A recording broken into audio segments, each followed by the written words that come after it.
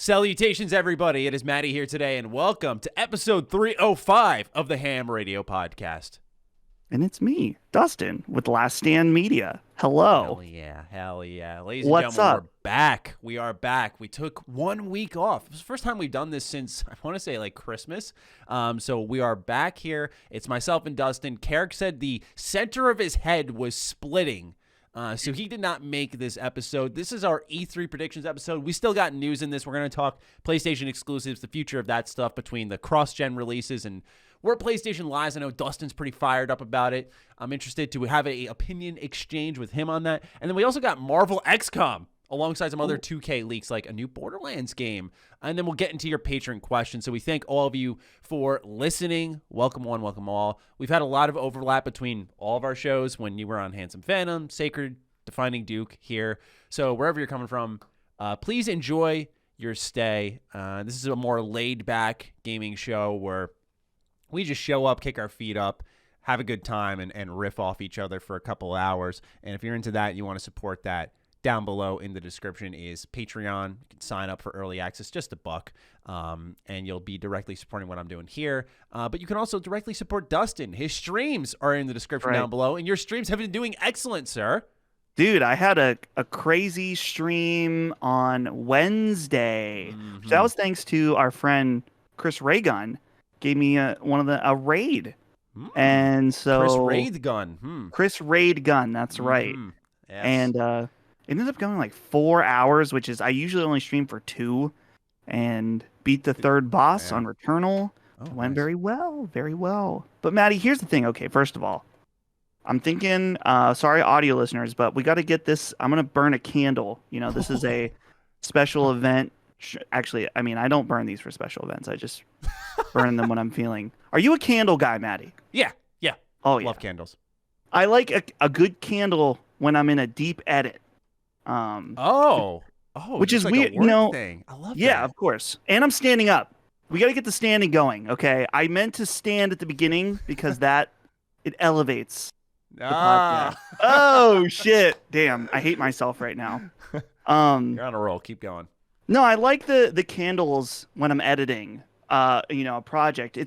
I still edit, nearly daily basis, but it's like because I'm putting long podcast shows together, it's like a formula, like plug this in, put this here, intro, outro, export. It's not really creative editing anymore, which is, I don't know. Maddie, you do a lot of creative editing for your channel. Yeah. I love and hate it because it's like, there's like this anxiety in my brain of like everything I do sucks. And then it's like, what am I going to do? Like and then it's like, it hits you and then you get into the flow and then you don't want to stop. Yep. It's like my stupid brain doesn't want to start editing. And then when you start for a good project, it's like, no, I can't stop. I have to do it all now. I got 2 examples of that. I'm working on a new episode of Humanity's Worst Games, and it's Batman Dark Tomorrow. I recorded a shit ton of clips for this like whole skit throughout the whole video. It's ridiculous, man. It's especially for like a series that I know doesn't do that well now. Like I hope it does down the line, but like right now, I understand like it's got to build up, and so of course me being me, I'm like, let me just throw like everything I've got at this one, and so I'm kind of putting it off because I know it's such a big undertaking. I'm like, this weekend maybe. And then there's moments where I've had because you said, I've had those things where I go, I'm such an idiot. I've had recordings that I've genuinely thought were bad, but I know will be saved by my editing because I'm like, this will be a little bit funnier. Everything will come together when you see things. Because I did a BioWare video talking about Dragon Age 4, and I was like kind of concerned, and I felt like, am I reading too much? And as I saw it like start to get put together, I was like, okay, this is much better than I thought it was. It's just you have to actually see it. So yeah, editing's just. If I could walk away from editing entirely, I would, which I'm trying to do. You know, I have Kopi occasionally helping me. Josh helps me occasionally. Lockmort is now occasionally helping me, which is awesome. So got a nice little editing squad. He sent me a clip from the next Mass Effect. Oh, no, I haven't seen it yet. He sent me the full thing, but I was super busy yesterday, so I didn't get a chance to watch it. But I'm very excited. I don't know what I should say, but I've got a cameo in your edit. Yes. It's like 1 second long. It's like one quick second, dude. He sent it to me. It's really funny. I think you'll Yes, enjoy dude. it. Yes. Now people like knew right away when I posted the first part of the Mass Effect Supercut. People went like, "That's Lockmore's editing," Oh because yeah. he did like "Da-dum," and it showed like my first death, like that sound effect he loves to use. Hmm. It's had that He's lock the DNA. best. Mm-hmm. He's so good. He's Yeah. such a great and dude. Lockmore now. He and I talk regularly on Discord. I mean, it's actually kind of weird. I mean, maybe this is normal for content creators or gaming content creators. There's people that I talk to regularly, maybe not every day, but like I talk to you multiple times a week. Sometimes business, sometimes we BS about stuff. Yeah. Jimmy Champagne, who was on Defining Duke Ultimate, I talked to him multiple times a week, BSing. Lockmore, I talked to him like, I don't know. It makes it makes our work have like this office like quality of like, oh, we're all working and doing stuff, and you can BS a little bit in between. So absolutely, it's nice.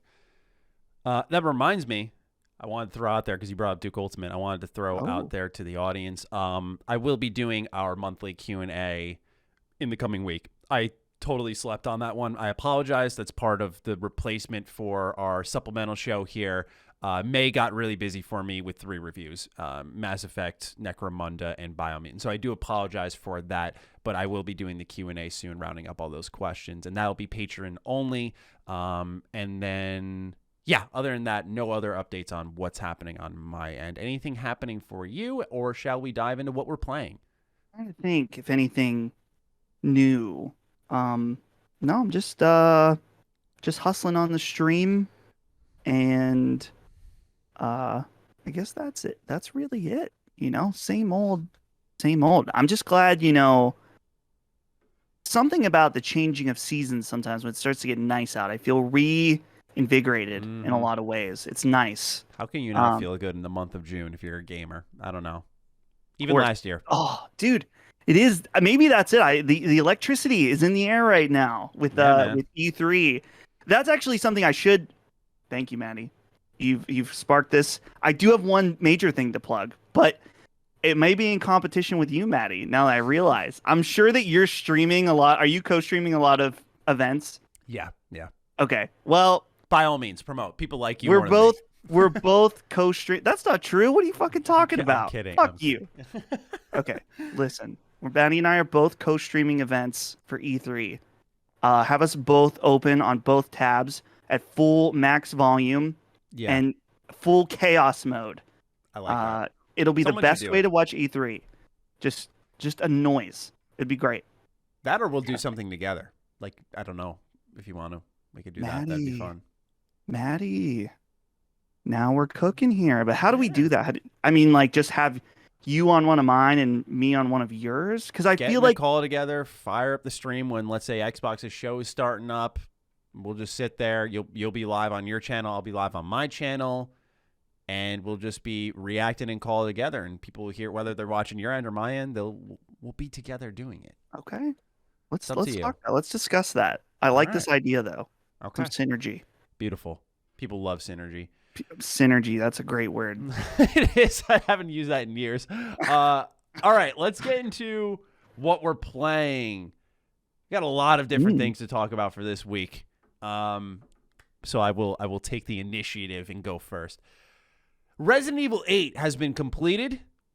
I don't know how to feel about this one. I finished it last night. I stayed up pretty late to beat it. I finished it last night too. Really? Let's go. Yes. Okay. Let's go. Beautiful. So we can have a conversation on that right away. Did you like it? Yes. Yeah, I liked it too. Did you love it? I know everyone's already heard this take before. Really, really, really like the first half. And then it's just kind of like a decline of it never becomes bad that factory. Maybe the factory is a little bad at points. I can agree to that. But so back and forth on it. Excellent gameplay experience. I want to say that on the positive note. I like this as a video game, although I don't think 7 was bad by any stretch as a game. The progression and the reward of exploration was nice. Now, I say reward because navigating the village was a pain in the tuchus occasionally, and I was not as consistently a fan of it as I was in the early going. My biggest problem was, and this is not spoilery, but I want to warn the audience just in case. I'm talking kind of general length of sections. So if that does matter to you, just know I'm going to kind of disclose some of that because I think it's really important anyway, even if you don't want things spoiled, to know what to expect. Because Lady Dimitrescu, she's the primary woman marketed throughout this entire game. She's there. It's about 3-hour section. I'm like, okay, cool. Like, this has been great so far. And then other sections of the game don't get as much development, which I think is good because she was at the forefront of the marketing. Like, she should have been there for a long stretch of time. But once you move on to other parts of the game, I found myself disappointed, like the Benevento. I think that's how you say it. The Donna place with the dolls. Yes. Yeah, like very scary, by the way. Yes. I freaked out, but like half an hour. And I'm not complaining because I could barely handle it, but like that could have used some more time. Next section after that, very short. Then you just there's a longer section at the end, and it's like, why is this significantly long? And then they lore bomb you, and I'm like, man, like the pacing for this game is so jarring. Not a bad game, just so jarring. I want to love it. Because like when you start getting the New Game Plus stuff, I'm like, yes, like, this is awesome. I wish more games did this. But there's so much stuff in there that I think I need to go into a second playthrough to really solidify those thoughts. Because I know it's much shorter the second time through because you have everything. And I love it enough on a gameplay front. But I think I like 7 more right now. We'll see if that changes. Yeah, I think I can agree with that. That I like 7's more contained story. But it is interesting that I think that 7 also has a kind of shitty final act as well. You're talking about the boat? Yes. Oh, I like that, but I get that. Really? The exploration of that was a little bit of a pain. It's easy to get lost there. But I liked it, but I understand why people wouldn't. I like that. I feel like Resident Evil 8, I think what I like about it the most is that it feels really fun. Like it's not silly, but I felt like I was like laughing in a silly and having a silly time when the big lady, the big vampire lady, I never know how to say her name, Lady D, Lady Double D, when she's chasing you around, or when she like when you like go through a door and she's like, hello, and she's got her long fingers, and it's like, oh fuck, and then you're like running away. I was like it just is like, I was laughing and it was super fun. And I like that. And then there's the doll lady, and that was not laughing as so much, but still good. Yeah, still good. So I don't know. And that's the other thing, is that the main like the mob enemy, we'll say, the werewolf guys, like they were kind of stupid to me. Oh, but I kind of like them. Not stupid bad. I was almost like, it'd kind of be nice if there was like different varieties. They almost had the same face. That's true. Like there was like 3 types of them. There was like more beast-like than like kind of human. I don't know. That's one thing I liked a lot about the last part of the game. Once again, we're not going to spoil anything, but I liked how they changed up the way you attack enemies. I thought that part was really good. Yeah. It's just, I can't say for sure. I've actually never had this before where normally I can walk away being like, I like that a lot, but you can explain why you do. I'm so in the middle on it where I can't even say I fully like the game because it's so fun to play, but there were really just up and down moments. That's why I kind of want to go back, because in all fairness, I feel like I need to give this game its second playthrough, because I did, as I've said on multiple shows here, play about 4 hours of it, get to the end of the castle, and I stopped because Mass Effect came out. And then when I was going to get back into Resident Evil, then I got Biomutant, then I got Necromunda, and I was like, okay, I played this game in a very disjointed fashion. I'm going to acknowledge that. And so I want to play it like one full way through, like in a couple of nights, back to back to back, see what happens there. and then Right. I'll kind of deliver the final verdict. But I think I played this game in an unfair manner. Because I did take a big break. I finished Mass Effect 1, and then I came back, and it's like, yeah, obviously I'm not going to be as into it. So, and there's stuff that could have been lost in the middle there, stuff I forgot. So maybe that lore bomb I'm talking about at the end, like maybe that's not as significant if I'm there the whole way through, right? So I like it as a game, not as sold on the pacing and the narrative. Yeah, I think that's fair. Either way, though, I think that this is a game that I can strongly recommend to people. If you're interested in it, then I think it's a really fun time, despite its shortcomings. It's one of those games I feel like I could be like, yeah, that's a good game. Play it. I don't need to be like, yeah, it's a really good game. But, like, obviously there are those things we don't like about it. But to me, it was just like, you know, I think my playtime at the end which was longer than most people, I think it was around 10 hours. Mine was 9. So, you know, it's low commitment, which some people are like, oh, I don't want to spend $10 or $60 for 10 hours. And I can understand that. It's so replayable. I shouldn't mock that. It's so replayable. And I mean, arguably it doesn't look very good, but there's that multiplayer mode that comes with it. But who knows? I mean, I hope it's great. Yeah, I do too. I'm in the same boat. Like, even though I'm not over the moon for it, it boasts a really high quality in its animations, which I'll take a word out of Karak's dictionary. It is masturbatory. They definitely are like, look at Ethan's hands doing all these things. Happens way too often, but the animations are good. It is a beautiful looking game. The presentation's phenomenal. It is a high quality game that, if you're looking at it and you kind of have some question marks on it, like, it is worth a play.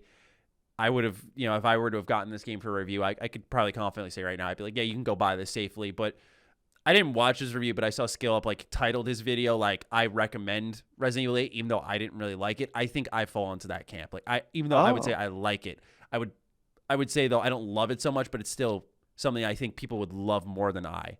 Kind of like how I felt with Phoenix Rising. You know, that game where, like, I knew I was the outlier. I was like, yeah, you might like some stuff here more than I did. Same thing here. And see, Maddie and I both bought the game with our money. Yes. Just be clear. I know some people. I was kind of mocking the price point per hour because I know that some people are like really hung up on that, and we buy our games too. I buy them anyway. I want to add them to my collection, and even if someone sends me a free code, it's like, all right, it's one more game for the collection now. Dude, that's that happened to me. I was not expecting to get Persona 5 Royal early. I did not. Oh, you didn't? Oh yeah. Well, I was in the phase 2. So I got it after embargo. But I think it was like a week or a week and a half early. But yeah, I still bought the special edition. You know I bought the special edition. Yeah, are you kidding me, man? That Joker mask, dude. I had to get that. What's funny is I regularly think I see special editions. I'm like, that's a bunch of bullshit that they're charging you a bunch of money for, and it's trash. I see the Persona one, and I'm like, it's still trash, but I want it. Yeah, I know. I'm the same way, man. I actually bought Persona 5 just as is, Royal, I should say. I bought the collector's edition for the original 5 because I didn't expect to like Royal as much as I did. I knew I'd love it, but I didn't, because I love 5, but I didn't know what was waiting for me. So I never bought the special edition. I remember beating it, finishing the third semester, and going on eBay and ordering the special edition for like a scalped price, like $40 more than what it was. I was like, whatever, because I know Atlas and their shit always goes up in price every time. If you're a retro game hunter, go look up any Atlas published game on any old system. Their stuff always goes up because they don't print it in a large amount. They never do. So it's just always going up. So I was like, you know what? It's going to be like $250 in a year. I'm going to buy it now and set up the Joker mask. And I did. Nice. What else have you been playing outside of Resident Evil? Well, I talked a little bit about Returnal already. And I don't know. I feel like I really would rather wait until I finish it to do a full report, because I've already talked about it on various shows or whatever, and I feel like it's tired at this point. What is interesting, Maddie, something I've out of the blue, not really out of the blue, I guess, but I am hardcore playing Nier Automata again. Oh, right. And it feels so good, dude. I've actually this is my second full playthrough. Okay. So I've only had that one initial experience playing it, and that was back in 2017. So we did the Nier Replicant spoiler cast, and I watched a few YouTube videos, which are like people talking about analysis or whatever after we did our spoiler cast, just because I was like, I have some lingering questions here. And then a lot of them were bringing up the connections to Automata, and I was like, man, I don't want this YouTube video to tell me. I want to play it again and remember. Okay. And see how it feels, the game feels now that I've played Replicant, because I feel like I have a whole new perspective on it. So I am playing it on Xbox Series X because it's on Game Pass. Yep. And it has auto HDR, and it looks really good. It looks noticeably better than when I played it on PS4 in a lot of ways. It looked kind of faded on older consoles, so I'm sure that auto HDR helps a lot. Dude, the auto HDR, and I don't know what the resolution is, but I feel like it might just be my memory. I feel like it looks sharper, which it is doing the backwards compat, where it's probably like taking some advantage. If there's a variable resolution, then it's probably running at like the max all the time at 60 FPS. I've no frame drops. It's just been a pretty pleasant experience. It's been cool because I don't know. There's something about gaming. A lot of times now we're playing games and I'm like being very analytical, thinking about like, ooh, what am I going to say about this? Or how do I feel about this? And then like this playing Nier again, it's just like purely comforting. It's just like nice. I play you it. Just don't have to say anything, right? Right, which I am now, but it's out of passion. It's like, right. This game is so good. And I don't know, maybe this is like a fanboy thing at this point, but like some of the parts that I think that maybe some people would find lame, I think are like really fun and cute. Like there's the part when you're in the castle, because there was a previous conversation where he's like, you know, 2B, you can call me Nines. And it's like this kind of cheesy conversation. And the first time I played it, like, that was weird. And then later she's like, calls him Nines. He's like, I heard you say it. I don't know why, but I think it's like, maybe it's because I have. It's right. Interesting. And now that I like, I don't know, I've been years attached, and I've always thought like I love those characters. And now it's like that interaction has a different feeling to it. And dude, I totally forgot how when you're playing, you like blow up this robot, and then there's this cutscene, and then it's just Emil's head. Oh yeah. Like, they like slice, and then it's Emil's head, and I was like, whoa! I remember that he was in it, but I couldn't remember like how he showed up or like what the context was. Right. And I know there's like how a whole he shows side up, thing. but I knew he was like the shop. Yeah. So that was cool, but yeah, I'm just having a good time with that. And I will lightly say, Maddie, I started Mass Effect 1. But dude. I'm trying. I got it on. I was like, okay, I'll sign up for EA Play, whatever, for PC, right, and play a little bit, and see if I want to do it. And I think I do want to play through all of them, but I don't know if I want to do it on PC. I think that this is a couch game. It's a long-term investment. I don't know. I finished the first Mass Effect with most of its content complete in 20 hours. They're not very. I'll say this. I didn't remember, for anyone to watch my stream, they can tell. Like, I don't remember the first Mass Effect. It's been long enough where, with all these Mass Effect games, I don't remember them like the back of my hand. But, like, Mass Effect 1 has some beats that, like, I just, like, knew. So maybe that helped. But, like, I had people writing in, like, oh, it took me 30 hours, took me 25. I played on Insanity and everything. And maybe it's because I was streaming, so anytime I sat down, like, I was playing, right? It's not, like, idle hours where I'm walking away. But, yeah, the first one's not a long-term investment, really. It's the last two that are longer. Like, I think Mass Effect 2 can go up to, like, 35, 40 hours, if I remember correctly. But I try to exhaust all the content in these games, and I remember with Mass Effect 2, I came around to like 30 hours when I finished it. Granted, I was in high school, Dustin, so maybe I was Right. a little less attentive. I was like, I don't need to say something for a podcast, and maybe I'll miss something here. I'm gonna skip this. That was the old Matty. The new Matty, we have yet to learn. But yeah, this is when BioWare was, obviously you know this, but this is when BioWare Back when they were good. They weren't making these like Inquisition, Anthem style games, Andromeda, where they're like these 80-hour beasts. It's like, Christ, man, just give me a 30-hour game and let me replay it. Like, that's all I want. So just know, like, yeah, whether you're on PC or couch, it won't be there too long. Right.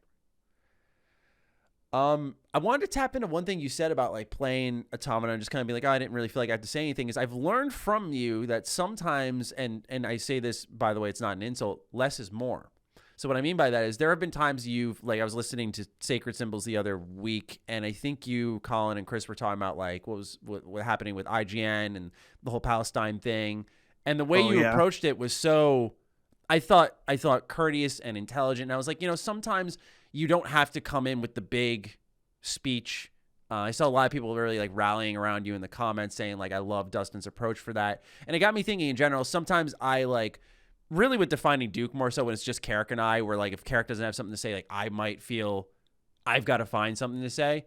And then sometimes less is more. It's like, you know what, let's just leave it as is. And so I think like kind of how I responded to Resident Evil here, where I had some things to say, but I wasn't like fully definitive, like, yep, this is it. This is the call. So I appreciate you for that, Dustin. I wanted to shout that out. Thank you. I appreciate that. It's always a balance. You don't want to be like, well, we don't have anything to say. Move on over and over. But especially when you're in a podcast with 3 people, it's like, I don't want to. Well, I mean, the Palestine thing was very different. But as far as when you're talking about a game, it's like, well, everyone's kind of said what I would say. So there's no point in saying it again. Exactly. And I think it was just great to see that type of encouragement around that, because I think if you always have a lot to say about everything, then, there's that saturation of thought. And I think I'm guilty of that. I'll be honest. Like, I am pretty open with my opinion. And I think some people like that about me, but I also think I've learned to sort of tone it down where it's valuable when I come out with a take on some news. I kind of wanted to create that, not like by holding anything back, but just saying like, I don't have to, like, people were like, what do you think about Nintendo and what's happening with their amiibos? And I'm like, it's fucking dumb, but I'm not going to go make a video about it. I don't need to talk about everything. So I just wanted to shout that out. Thank you. One other thing I'm playing, I want to talk about, 2 actually real quick. I'll breeze through. One is I got Scott Pilgrim, the complete edition. Oh, yes, this came through limited run. Got a physical copy because I remember a lot of people saying it was great. My girlfriend loves Scott Pilgrim, so I was like, let me get the game physically. Support limited run, great company. The online co-op for this game is so broken. It crashes after every level. It lags a ton. It's really bad, and it's only on PlayStation. I believe only PlayStation 5. Someone may need to correct me. I don't know if it's 4 or 5 or just PlayStation in general. It's really, really broken, though. I hosted, 2 of my other buddies hosted. Like, we tested extensively, and it came to the point where we're just not going to play this because I didn't buy it to play by myself. If I want to play single player beat 'em up by myself out in the hallway, I got Turtles in Time. I'll play that any day of the week, any hour of the week. So that was kind of disappointing, but I'm happy to have it in my collection. I know my girlfriend and I will probably play like couch co-op on that. What I've been spending a lot of my hours with this week when I am playing games is I've been on Tabletop Simulator. And me and the boys have been playing some board games. We've been playing Mansions of Madness. And this has been really fun because some of my buddies haven't played D&D before. And there's some D&D elements here. It's not necessarily a Dungeons & Dragons experience, but the dice rolling, the skill checking, those types of things, interacting with your environment, a story being told. It's a great introduction, even though it's a little more hardcore because it's a pretty crunchy game, very Cthulhu-driven. And I like it a lot. It's one of my favorite board games. And so, of course, I have friends like all over the planet. So it's just like for us to be like one in Canada, one in Florida, and all of us just like get together and play a board game online. That's been great. So it's another place I've been spending my hours outside of Mass Effect. Now, Maddie, I know you did a review, so people should go watch that for your full thoughts. But I was disappointed about Necromunda. Yes. Yeah. Sorry, I didn't talk about that just because the review is there. But I'm just a quick take because I actually usually I don't watch people's reviews because I usually just want to check something out. But I was kind of on the fence, so I actually did mean to watch your review. But since I've got you here now, the trailers for this game looked very promising. Yeah. And turns out to be kind of mixed. Yeah, there are some people who liked it. My quick take would be that it does live up to the speed reputation of Doom. Like, it's not as fast, but I always talk about a controlled chaos with Doom where it's very chaotic, but you can see what's going on. You can map out your attacks. It's almost like a moving, active combat puzzle. Where with Necromunda, there's not enough enemy types, so it comes across, it kind of plateaus after the first couple of hours. It's very broken on a technical level. Its console versions apparently were very bad. This is another situation where they've only offered PC codes. I need to just state one more time. I didn't give it a passing review, by the way, but like I need to state one more time for people. Like, this is super common, and there needs to be more pushback because at least as a content creator, I'm typically offered only one code, if anything. Not entitled, but that's typically what occurs. So if people want pushback and information, there needs to be more vocalization there. But that aside, not good technically. Like, I'm talking monster closets. Like, I would be in boss fights and enemies would be dropping right in front of me. And some of these enemies don't take. This is where the enemy design falters because there's not like a quick way. Like, oh, it's this enemy. Let me do this. Take them out quickly, like a Doom or whatever. Can't really do that. So what happens is it really stumbles upon itself. Where there is a pretty decent framework here. And the other last thing I'll say in this quick take is the weapon loot is a really cool idea. Helps separate itself from Doom. But what's awesome about Doom is you'll have different weapons that are great for different enemies.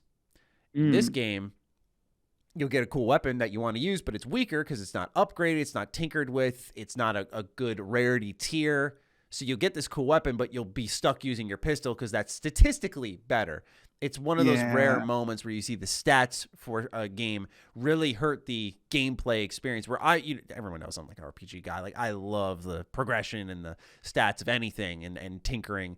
I think it hurts the game here. I think they would have, not even just because Doom exists, I just think the game would have been better off if they allowed you to have your pistol target this enemy, have your assault rifle target this enemy. Instead, you're just like using 1-2 weapons throughout most of the game and not really cycling much. And once again, enemy design hurts there too.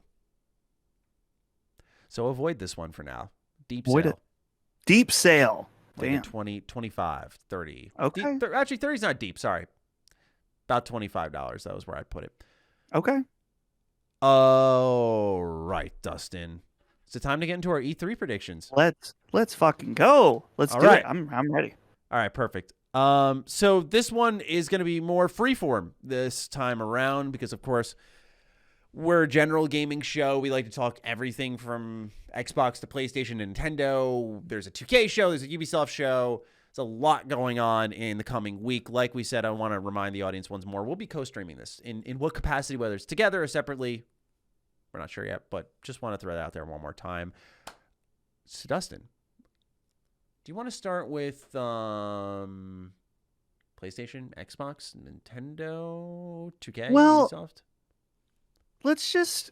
I wrote down just a random assortment of thoughts. Beautiful. There's no organization here at all. This is just what came to mind. Let's talk about Nintendo first. Cool. Now, here's the thing. In their tweet, they said they were mostly focusing on software for 2021. And I think another thing that's important to say is, dude, whatever's going on with the Switch Pro right now, like, oh my God, we were seeing people like retailers supposedly have it in their system, and people were like, any moment it could drop. Some people were saying they wanted to get it out and announce it before E3. So who knows? The Switch Pro could be announced by the time you're listening to this. So just understand that as a caveat of anything we say about Nintendo right now.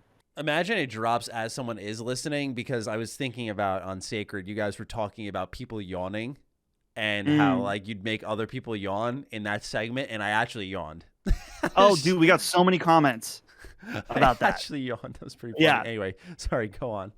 So there's two important games that we need to at least lightly discuss. Mm-hmm. And that is Bayonetta 3 and Metroid Prime 4. I think that, particularly with Bayo, we need to see this game at this point, or else I'm like, it's not happening. It's one of those like revealed and then canceled or something, because it's just been too long. People talk about Elden Ring. Is it actually happening? When was that? Let's see. Bayonetta 3 announcement. I think that was 2018. 2017. Jesus Christ. That was if there's a game that doesn't exist, then it's Bayonetta 3. It's not Elden Ring. Elden Ring was much more recent when that announced. That was well, maybe not as recent as I thought. 2019. 2019. Okay, but still. Yeah, I mean, that's more recent. Yeah. So, I don't know. I feel like if we don't see Bayonetta 3, then something is like majorly up. Because it's just like, come on. What's going on here with this game? I agree. Are you saying you think it's going to be there, or are you saying like if it's not here, it's hit the panic button now?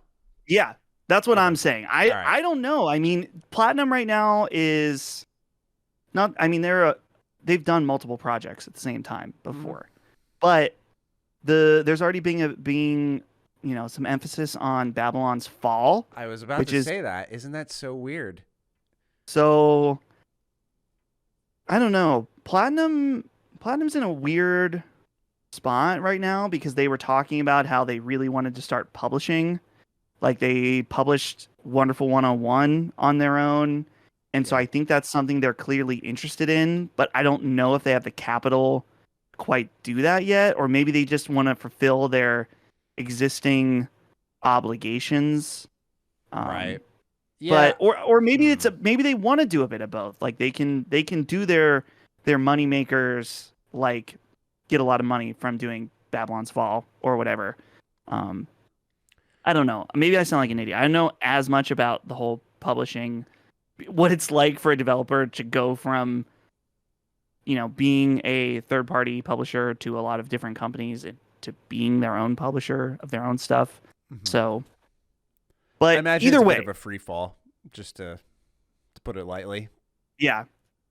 So either way, okay, and then let's talk about Metroid Prime. We know this game got restarted, right? When I'm trying to remember when that announcement was. Metroid Prime 3 or 4. A year later.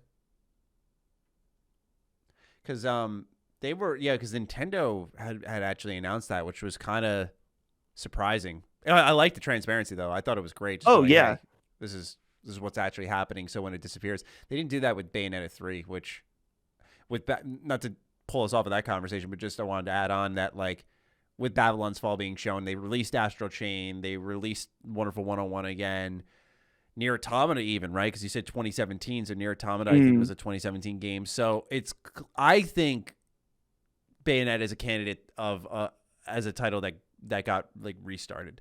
And so I think if Babylon's Fall is being shown off this year, then I can't imagine Bayonetta being shown. Although I wouldn't complain if I got a Platinum Games double whammy. I'd be the first to scream at the top of my lungs over that. Holy shit. I may be wrong about Metroid Prime because I'm looking at the timeline now. Let's see, January 2019, Nintendo EPD General Manager announced that the development of Metroid Prime 4 had restarted under Retro Studios. So that was January 2019. Okay. In October 2020, Retro posted a job advertisement seeking storyboard artists. Yeah, we're not seeing Metroid Prime 4. Yeah, that's definitely not happening. So I take that back of my own. It's interesting to bring up at least. One prediction I do have that doesn't pertain to E3. I think that they have the Metroid Prime collection ready, and they are just like holding it in order to release it somewhere between just 6 to 12 months before Metroid Prime 4 comes out. Double whammy. They can make $60 on those 3 games that they poured over. They'll make another $60 when people buy Metroid Prime 4. And again, comes up again. That's synergy, Matty. Yeah. It's synergy. It's important. Corporate synergy. It's very important. Yeah, I remember seeing a rumor for a 2D Metroid this year or something like that. I feel like something Metroid has to happen, right? I think Nintendo has to be self-aware enough to go, we're kind of leaving this thing dormant. It's practically dead. Everything else under our umbrella has really seen an entry. Nothing for Metroid, though. I think you do something for that series. It's funny, though. I remember, I think it was Call of Duty 4 Remastered was what they were sitting on when it came to Activision, where that had been done for about 2 years and they were just waiting to release it. Might have been MW2 campaign or something like that. Call of Duty was sitting on some type of remaster, and I just find it so fascinating. I get why these companies do it, but imagine the finished products for remasters that are just sitting there waiting for their time, and some that never see the light of day. I've heard of one that's waiting for its time. What? Persona 3. Really? And 4, actually. Well, 4 is already kind of out. Yeah. But I've heard that those are pretty much. I mean, especially the PS4 version of Persona 4 Golden, I've heard is ready to go for PlayStation. Yeah. Like, and it won't be. It's not a remaster, but it's like that PC version over to PS4, which is like all people want, really. I'd be happy with that. But I've heard that for Persona 4 and Persona 3. Dustin so with the scoop. It's not really my scoop because it was said on a podcast from when I was on the Shin Megami Tensei network. So I don't know if just no one's listening to that show, but shout out to that show because we discussed that on there, and he was pretty confident. I don't know, maybe he's not reliable. His name is Spencer, I believe. Let me make sure. But Spencer Presley. He's the one who runs that show. But he seems pretty confident about that. So, which that would be cool. Speaking love of, little Persona and SMT. I just want to throw out there that SMT 5 had its release date leaked November. November, dude. I was gonna put this one in my predictions. I was gonna be like, yeah, we're gonna see SMT 5. Like they. I remember Atlas promising earlier this year, you're gonna learn more about this game. It's been since 2017. This was one of those games that was revealed alongside the Switch.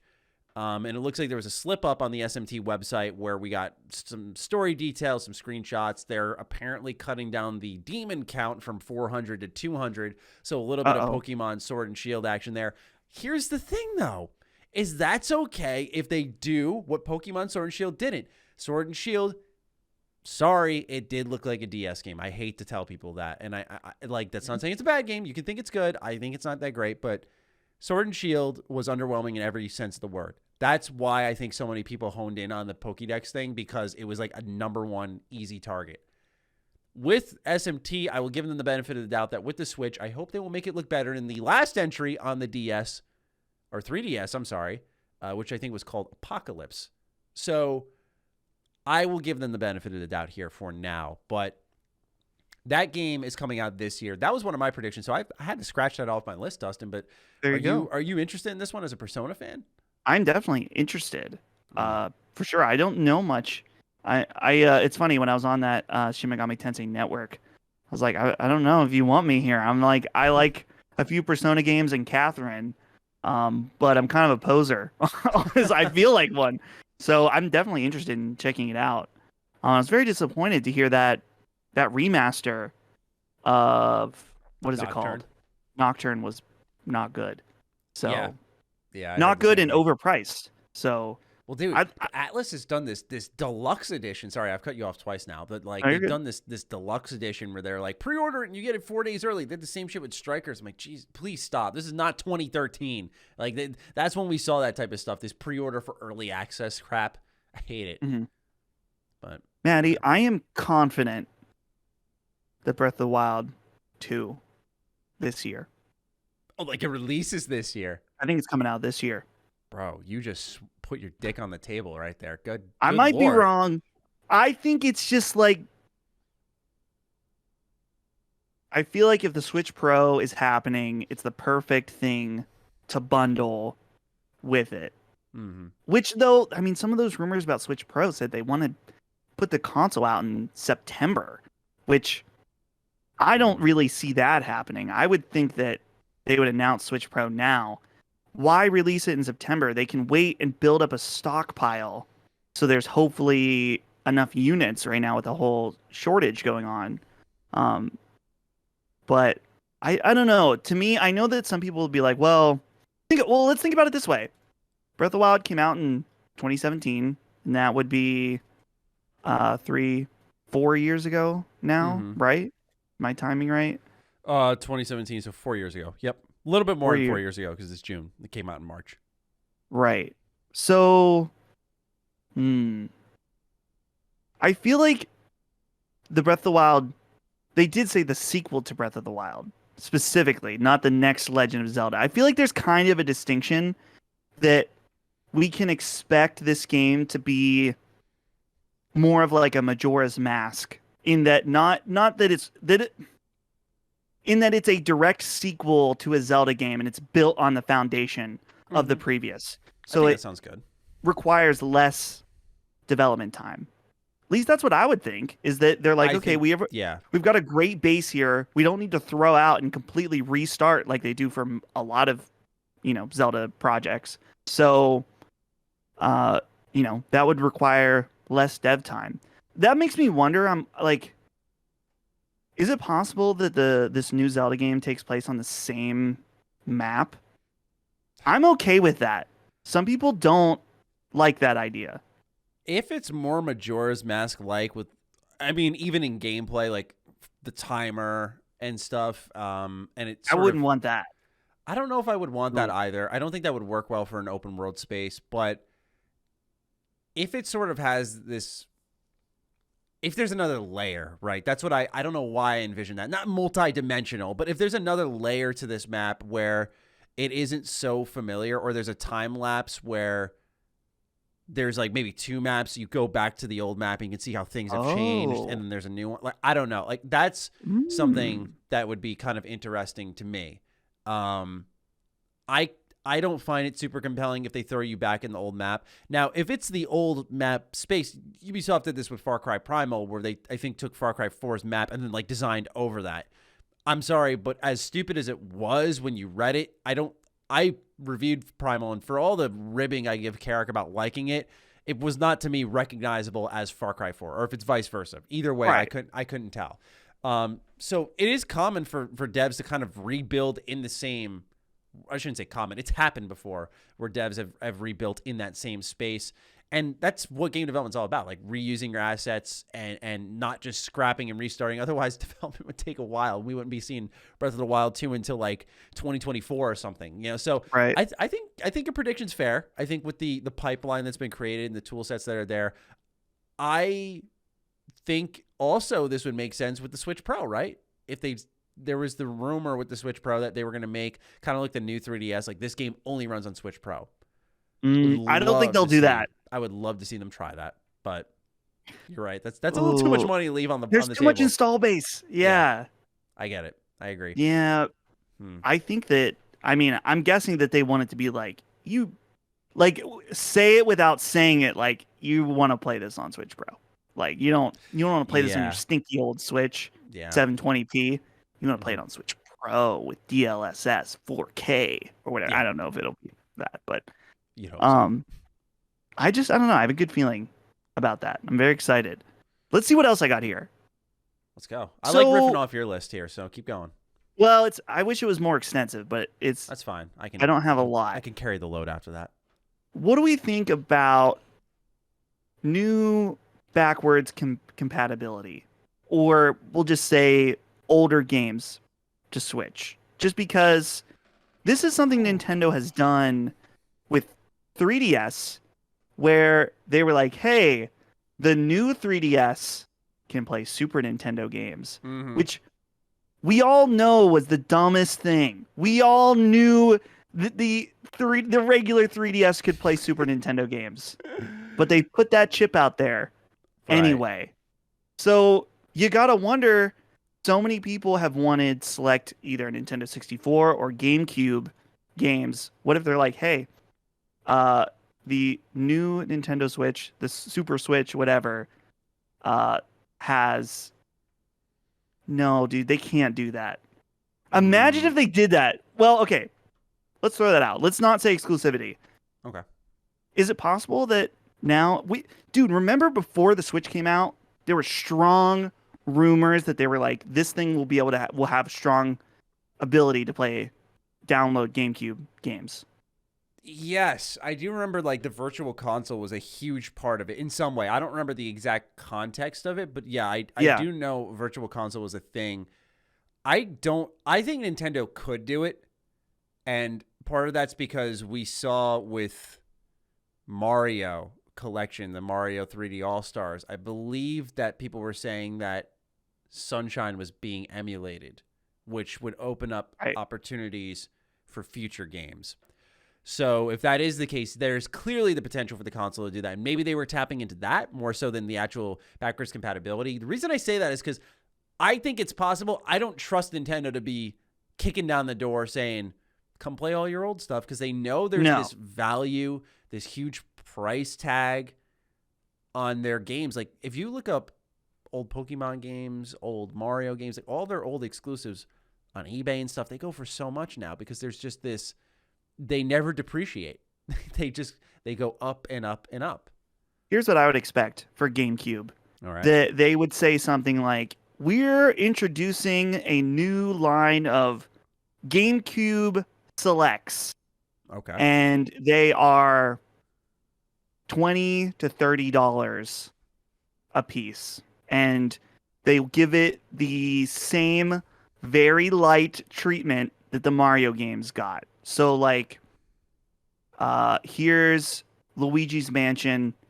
It's running in widescreen, and we've up-resed it, and here you go. It's not anywhere near a remaster, but it's better than playing on a GameCube. Here, pay us $20 to $30.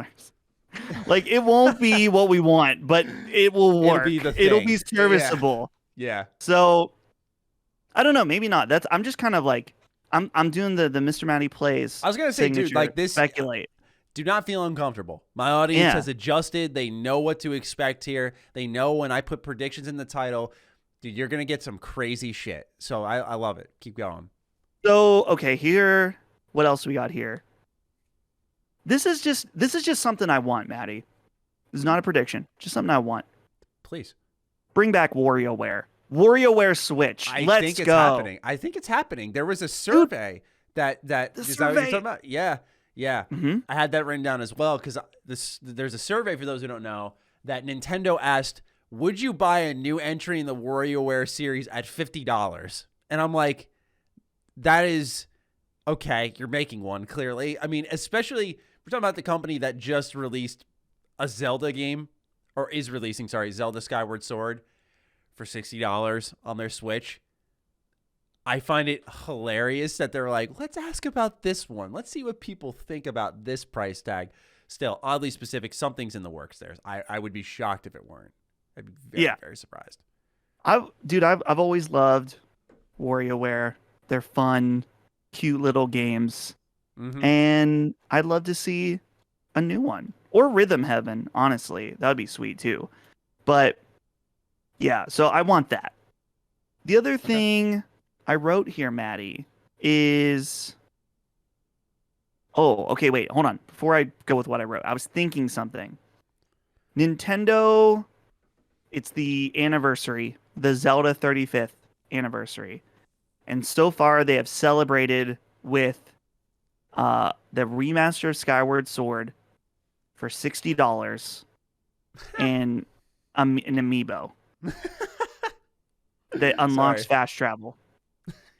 I fucking hate them. Sorry, keep going. Dude, I fucking hate Nintendo. Yeah, you can see my Super Metroid poster on the wall there. I have Stockholm Syndrome with Nintendo. But I'm wondering, are they going to celebrate? That's the other reason why Breath of the Wild 2, I think, could come out this year. Is they're like, it's the year of Zelda. We got you. This shitty remaster. Here, pay us $60. We've got the new Zelda Breath of the Wild.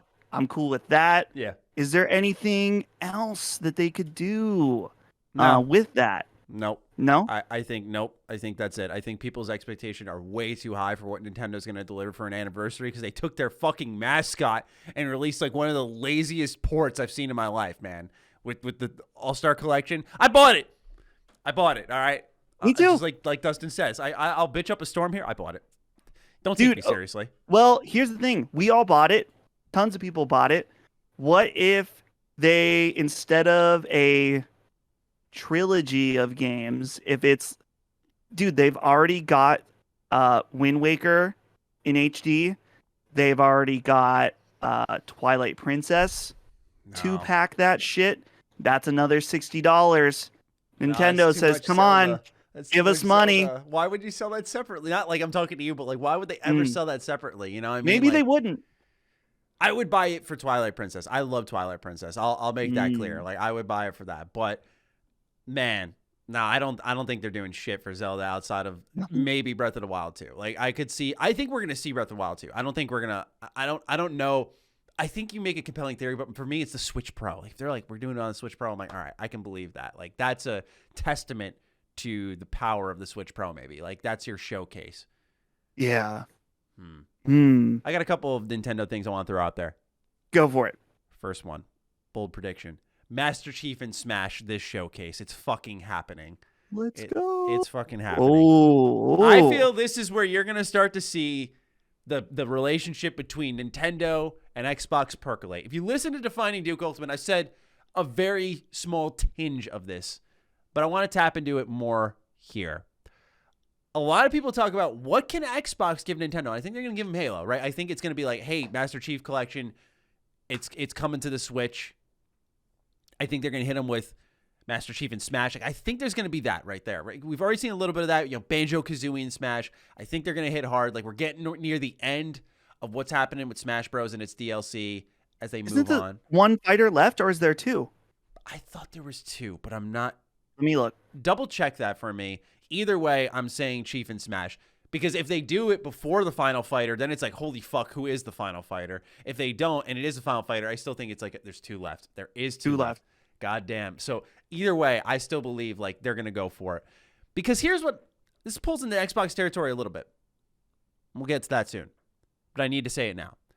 A lot of people talk about what can Xbox give Nintendo. Nintendo fans are eaters, right? They feast. They love to take everyone's things. The bully on the playground. I think. And then they demand more. I think Xbox is the kid that's been lifted and punches the bully right in the fucking face. They're gonna say, "Give us one of your games, Nintendo." So I think there are some games that are on the plate here that could be brought to Xbox without question. We've already seen it happen once.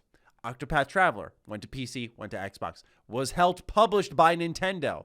I get it. Square Enix on Xbox. It's on Xbox now. But when you roll the credits, does it say Nintendo? I actually don't know. I haven't rolled because I'm wondering what the deal is. What's the deal? Like, what's the literal business deal behind that game? That's a good question. I would have to imagine they're in the credits in some way. What I'm thinking is Xbox grabs one of Astral Chain because that game is really good, and I think its controller layout was not Switch exclusive. I think they maybe grab Ultimate Alliance 3. I don't know why that still needs to sit on Switch. Although, by the way, as a Switch owner and someone who understands like the notion of good exclusives keeping you in the system, great get by Nintendo. But that game was a little bit hampered technically, I think, by the Switch, and with all the DLC and post-launch content support they've done, I think this is a great fit. And then my big baller pick, the Dustin Furman Dick on Table special, is Mario and Rabbids. I am a believer that, yes, it is Mario, but you've got Rabbids there. It's published by Ubisoft.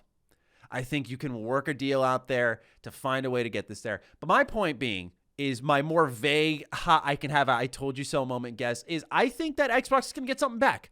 I really do think they're going to get something back. I think Xbox benefits by, like, if they get something back if Game Pass comes to Switch. But I don't know if it's really going to go that far. So I genuinely believe, like, yeah, I think if they're going to do a game-by-game deal, Xbox is going to take a little bit of something. Nintendo's going to get a little something. Like, Dustin, it's got to happen, man. This is it. This is all those switches in the background have amounted to this moment right here. Am I insane? I don't think you're insane. Here's what I always think about this is that where there's smoke, there's fire. And there has been smoke for the past year around Microsoft and Nintendo in one way or another. I do not think you're going to see Mario on the Xbox. I think that's a step too far. But I'm off the deep end. dude, Astral Chain on Xbox, that would be so fucking good because honestly, Maddie, it should be illegal to have platinum games at 30 FPS. It just should be. I'm sorry. Yes. That's what drove me away from that game. I was like, I know that this game is good. Dude. I hate playing it on the Switch. Bro. I bought it, Maddie. Tell you. I played it. I would scream into this microphone until the fucking thing broke on people having to play Astral Chain if that shit left Nintendo Switch.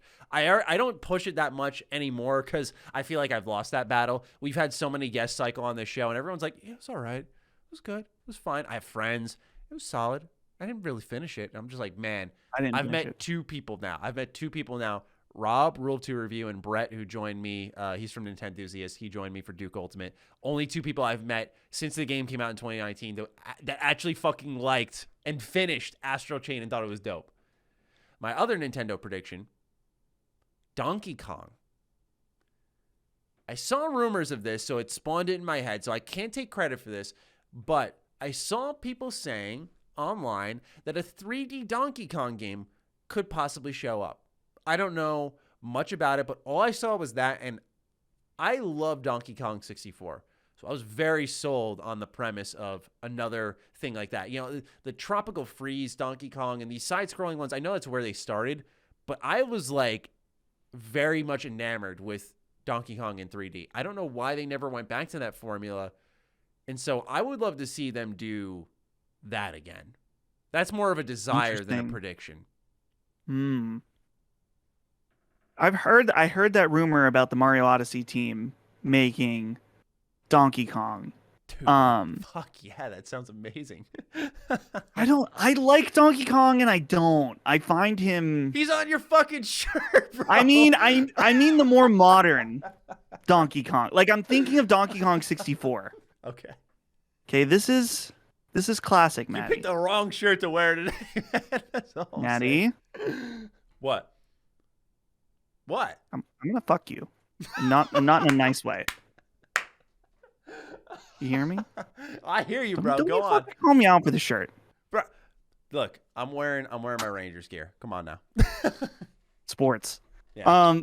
No, but here's the thing. Like when I think of, okay, let's say Donkey Kong Country, Donkey Kong, because that was what with the origin of modern, who Donkey Kong is, right? Yeah. I don't know. Also not a big fan of Mario or of Donkey Kong 64, but that's okay. That's fine. I'll allow it. I think actually here's the thing, Maddie. I think I've boiled this down. It's not that I don't like Donkey Kong, which I know I just said I didn't, but I'm thinking about that. I'm trying to think about this deeply, and also still fuck you, Maddie.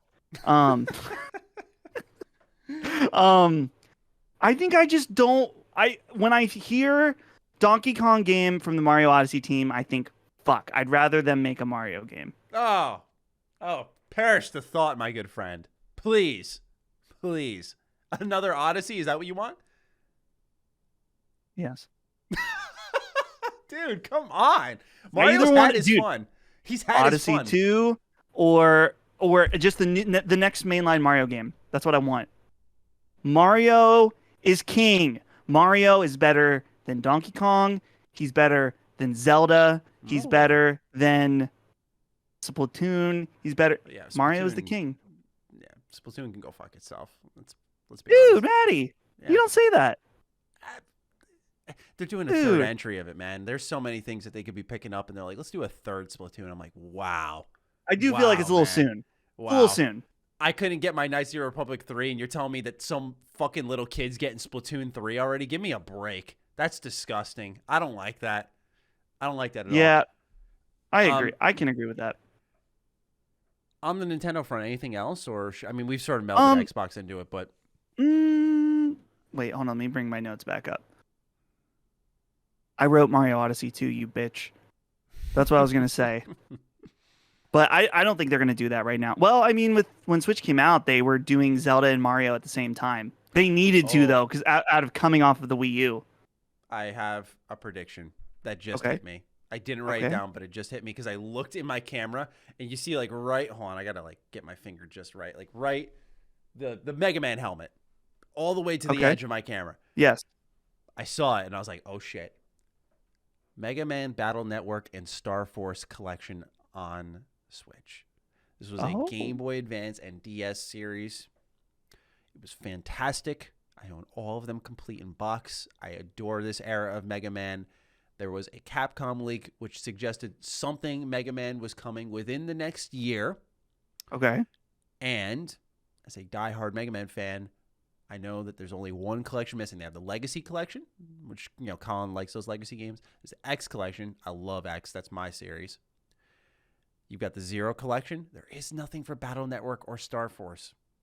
I think that Nintendo's the right place to announce this at a direct. I just wanted to throw that out there. Apologies, Dustin. You were going on about your Mario Odyssey poo. Get it instead of two. Wow. The disrespect. Let me think here. Just trying to think if there's any other random Nintendo stuff. Dude, it's so funny with Nintendo. Just because people throw out a million things on Twitter or whatever. I saw people that were like, it's time for Mario Kart 9. It's like, nah. That's sounding a little too honestly, well. I think that Mario Kart 8 is the Mario Kart game on Switch. Like, I think that they're not... Dude, it's so good.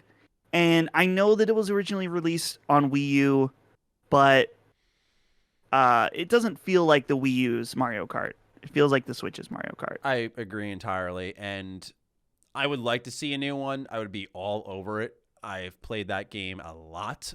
But if I'm them, I just don't see it being time. Like, there's no need. It was like I think it was like a top 3 seller, like month over month, man. Like, it's just been in the talks constantly. It's so good. It's just an easy sell. One last thing, Maddie. Okay. What do you think about Pikmin 4? I have no opinions or thoughts, good or bad, on Pikmin. I know nothing about it. And I think that Pikmin 3, right? They brought that back, I think. Yeah, they pushed Pikmin. They pushed Pikmin 3 from the Switch or from the Wii U over to the Switch. Okay. Now, here's a Eurogamer article from 2015.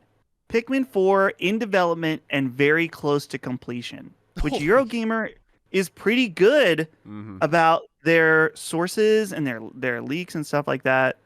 Oh, wait, no, hold on. Let me read some of this. Pikmin 4 is in development and very close to completion. Nintendo's Shigeru Miyamoto has exclusively confirmed to Eurogamer.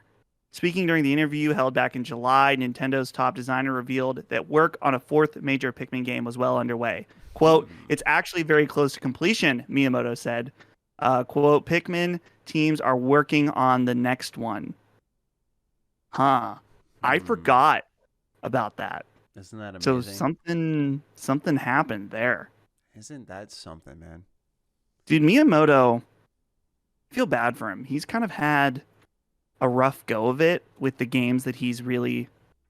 I'm trying to think of what games has he actually recently been the lead designer on. Was he? Because the last one was Star Fox. Who was the one who passed? I'm not remembering. Iwata? That's who it was. Thank you. Yeah. I couldn't remember. I thought you were mixing it up. I was like, wait, hold on, Dustin. Pause that for a sec. Yeah. All right. Yeah. What has he released recently? So, okay. I'm looking at his... Wait, unlike the 2000s, Miyamoto's activities and development were less pronounced in that decade from 2011 to present, with Miyamoto only producing Luigi's Dark Moon and Star Fox Zero. And all the other stuff, he's been credited as general producer, executive producer, and supervisor. Right now, he's working as a producer on the Super Mario movie, and he was heavily involved in the design and construction of the Super Nintendo World theme park. So he's not even... I feel bad. His last things were like Star Fox Zero, which was Not great. basically a failure in a lot of ways. So it's disappointing. Obviously, he's very talented. He's an OG. He's the OG. Indeed. So, Manny, let's talk about a different brand. Yeah. Let's talk about Xbox. Sure. Here's the thing about Xbox. Right. Do they have any surprises left? Because I feel like they've got so much shit already announced that we're just waiting to hear more about. Like, so much stuff. You could probably list, 7 to 10 games right now that we already know about? Mm-hmm. Which, I mean, they've got a fuck ton of studios now, so that makes sense. But it's interesting because they're kind of handcuffed for their next E3 because it creates that same expectation again, and certain games they're going to show off this E3 probably won't be out before the next one. I'm talking if they show an update on Avowed, it's going to be like, all right, we saw what Avowed looked like, and then come E3 2022, I can guarantee Avowed won't be out. And it's like, well, we're going to see Avowed again. I don't know how many times they want to show the games, right? Like in that particular example.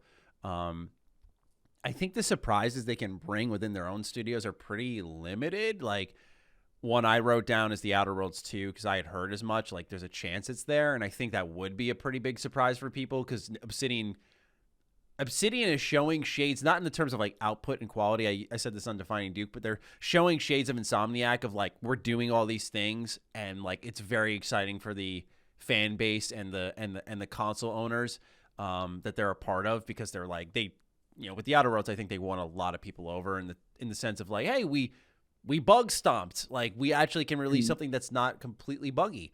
And now you can see them with a budget. Same thing with In Exile. I think In Exile can surprise people because we know what Wasteland 3 is, not super popular and marketable, but now they're working on this first-person shooting RPG, and it's like, yeah, like they came out and announced that. That could be like an internal surprise. I think the big surprise is really going to come through their third-party exclusivity deals. There's 2 out there that are pretty well known. One is Project Dragon, which was IO Interactive. Windows Central Gaming posted a whole write-up about that. Kind of this almost fantasy Hitman game is kind of what the idea is being pitched. And then there's Project Typhoon, which is from Avalanche, and it's like an open-world co-op action game. And there's more details on that are available, but like I said, I said this in my video, I didn't really want to share them because it's not, I don't feel like it's okay if people know the general like who's and what's, but like the context of it all, I think should be saved for the reveal. Yeah. But that game does sound exciting. So I think these are things that could show up and surprise people. It's also going to be very interesting because of Game Pass, how they handle their announcements. Certain announcements may be more exciting if they start the show going, every game you see here is going to be on Game Pass. Then you just have that in the back of your mind as the entire show rolls by. So there's also that factor where you might see a general third-party game that looks okay, and you're like, well, that's great. I can just download that when it comes out. Sorry, I didn't mean to ramble beyond your original point, but there's just a lot to say about Xbox. I think they're going to be the most interesting one to watch. I think Nintendo will probably be the most exciting, but I think Xbox will be the most interesting for sure. Right. Yeah, I'm thinking of like what other off-the-wall possibilities. I know that Rare is working on that Everwild game, but I don't know what the scope of that game is. It didn't really feel like it's necessarily like this huge project. Like maybe they have other stuff, which I'm like, man, you want a banger, make Banjo 3. Do it, cowards. Fucking do it. It's such an easy win. I don't know. Yeah. Dude, if they called it Banjo 3 and just ignored that Nuts and Bolts ever existed, man. What's really interesting is that game is, I made the bold prediction on Defining Duke that like, hey, I think this will be here. It's time to learn about it. I was told otherwise afterwards. Not by my host, by the way. I was told otherwise by sources. Like, don't expect it there. Don't expect Banjo. That's not Banjo. Sorry, Everwild. Oh, Everwild. Yeah. Which I was like, damn, man. Like, I want to know what this is. Same thing I felt with Hellblade. It's like these games are way further off, man, and it sucks. It sucks to hear for sure. Yeah. But like for me, I think the thing about Xbox is that like I don't know, there's a lot riding on this conference. I agree. Yeah. Well, I mean, there's a lot. I don't know. Maybe that doesn't mean anything, but it's just like they've got a lot of eyes on them because they've really proven the Series X as being a very capable device that a lot of people are really liking because of Game Pass, and a lot of PlayStation owners that have been hearing about Game Pass and maybe are interested in that. And I have been openly very critical. I mean, I know the meme and the joke of, oh, Xbox has no games. And while I say that's broadly not true, it is partially true right now. Like, as far as Xbox first-party games for the Series X. Like, so people are going to be watching this conference. They're like, what are the games from Microsoft to get? Yeah. That's why I said I think third party is going to be it, because you can't hustle your first party. So it's got to be like just break out the checkbook if you need to like prove to people in this half a year. Like you're going to see Forza Horizon 5, you're going to see Halo, Age of Empires. I'm sure they'll put a date on. Psychonauts is from one of their studios, but it's not like a exclusive game, so it doesn't really. I don't want to say it doesn't count, but they're not going to generate this shit ton of revenue from it. I don't anticipate. So. You know, it's like, yeah, if I'm them, you break out the checkbook for at least one game this fall. I would say that would be me, because I know Horizon is a strong revenue generator. I don't think it's a strong like brand builder though. I think you make a move like on a Final Fantasy VII remake level, like get a big game. You know, we're hearing the rumors of Battlefield on Game Pass day one. That is a pretty big get. That is like a break out the checkbook get. But I don't know, man. Like I think. That's where I'm wondering if they're going to shift. They're going to stop doing these sort of exclusivity deals and start doing day one Game Pass deals instead. I wonder because that may be the easier pill to swallow for PR. Like people aren't going to get as mad because you don't have to buy a console. You can buy the service when streaming and stuff becomes more available. Right. Because I'm looking at their studios right now, like a list, and it's like most of them we know what's cooking. 343, Halo, we know that. Coalition, the next Gears. They already talked about Unreal, how they're moving to that. So that's a ways out. Compulsion, that's one we don't know about. What's going on?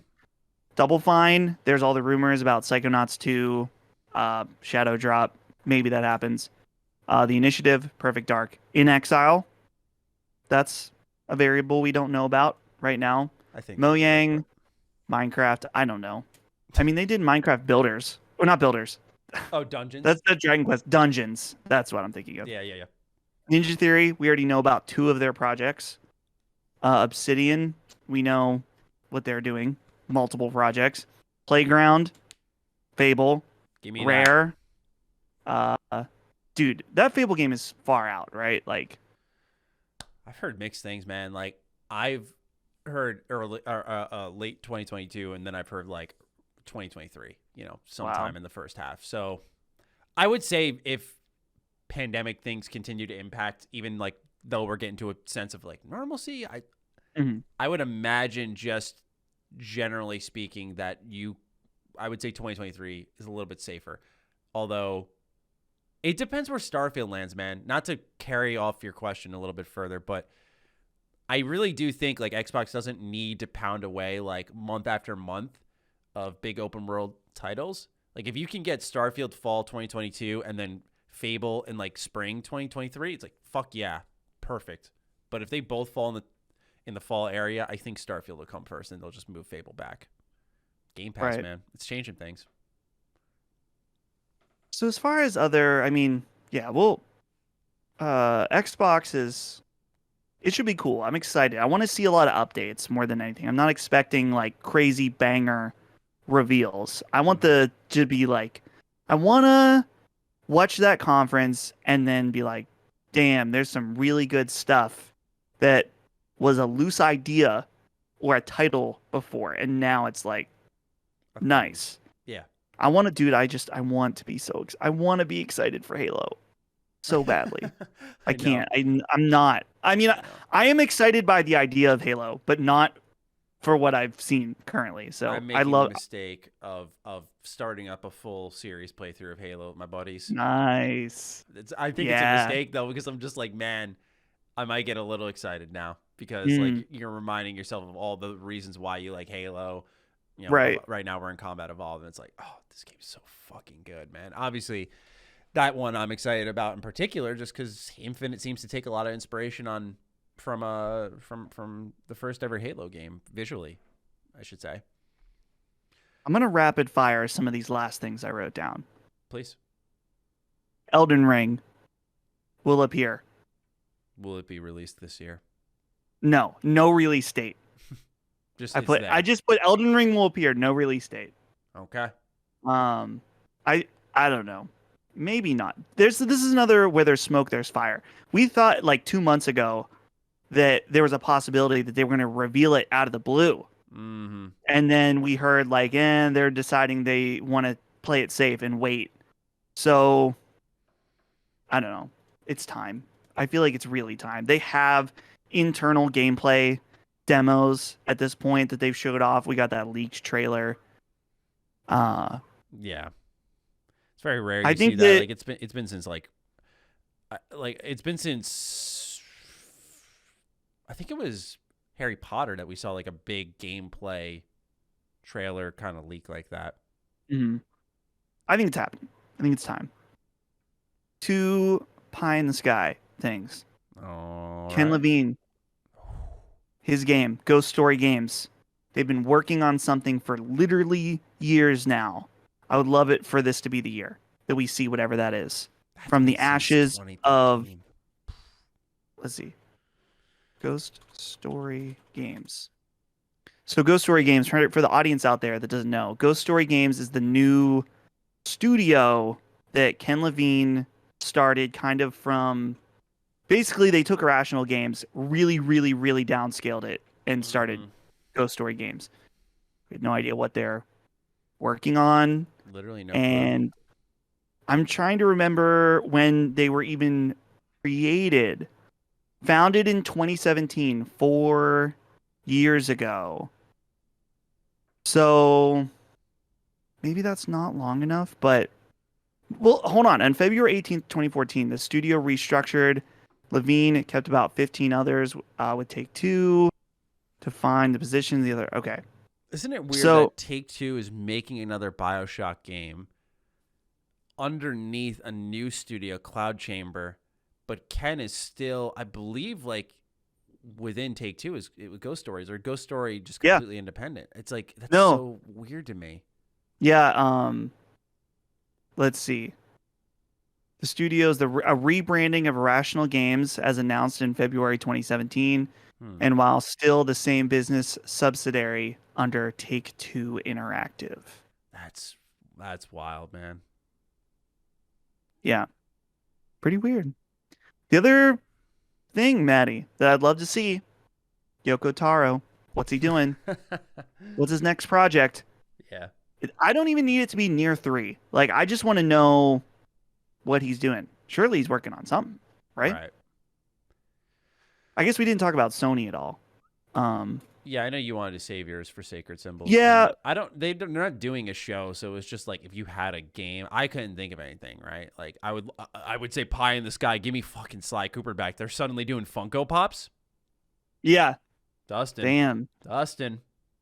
I think we'll probably hear from Sony maybe in July. Maybe I think they're gonna wait until all this E3 stuff dies down at this point. They would have, if they were gonna do something, I think they would have announced. Yeah. Their state of play. Maybe not. They might just be like, fuck you guys. Our state of play is 3-4 days from now. And it's, huge. Yeah. But really they can do whatever they want. So I don't know. The thing for them that I'm just most excited about is this idea of the Final Fantasy, not Ninja Theory, Team Ninja game. Right. That sounds really cool. So yes, that one is like a really weird combination too. I'm like, hell yeah, I'd be all over that. So I'm excited to see that one. one of my more pie in the sky, although I don't know if it's super pie in the sky, but I feel like it is, predictions is new back compat games on Xbox, expanding the library on 360 and original Xbox. The reason why I say it might not be too crazy, there is in that key art they posted on the top left corner, you can sort of see the rings like leading back to the original generation. And I'm looking at it thinking that might just be sort of a call out to their legacy. You can see some years there sort of showing a throwback as well. But when you have Starfield in the bottom left corner and you've got Halo on the top right, I'm thinking these are things that are at the show. So what does that mean? I just can't help but wonder. And so I would love to see, of course, new back compat games. The dream is Xbox hits the stage and goes, throw your disc in, doesn't matter, it works. That would be a leap above and beyond. I don't even think that's possible, just because there's so many licensing deals they'd have to jump through unless they found some new tech workaround. Maybe then, kind of like with FPS Boost, it's almost this like tricking the system. If they found something like that, where all back compat games could work no matter what, that would be incredible. Yeah. But I hope to see them do this, because there isn't like a strong demand, but people are asking about it enough to warrant like a update on it, because they've shifted their back compat initiative, understandably so, to FPS Boost. And, you know, how do we make these more recent games look better? Because that's going to sell their console more, not the collectors like me who want to play their old 360 and original Xbox games there. But I think there is something to address. And they made it such a big part of their initiative that, you know, we carry your games forward. Kind of want to see them re-testify that, because it's been since, I think, 2019 that they've added anything. So I think the time is now. Fire that back up. Get people excited about the past, present, and future of Xbox. I like that.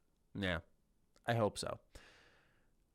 Other than that, I don't really have any more predictions, so to say. Yeah. It's really those two major shows. The others, like Ubisoft, you know, you can kind of already tell what we're going to see. And one of the shows that's happening with Take-Two and 2K, well, we have some news on that, on what to expect there, so we'll leap into that eventually. Is there any more predictions you have? Not really. Yeah, I think that's it for now. Perfect. We spent almost an hour on it, so right. Yeah. It's plenty. All right, let's get into the news a little bit here. We got a couple of things we're going to touch on. First is PlayStation exclusives and sort of this issue with cross-gen support that's cropping up alongside our industry, where some people are asking for PlayStation to make more PS5 exclusive games. A lot of this came up through a Q&A posted by PlayStation that they performed with themselves, which I find hilarious, where they answered a question internally about, is PS4 development a priority still? And they said yes, and they confirmed the likes of Horizon Forbidden West, Gran Turismo 7, and God of War Ragnarok as games that will still be supported on the PS4.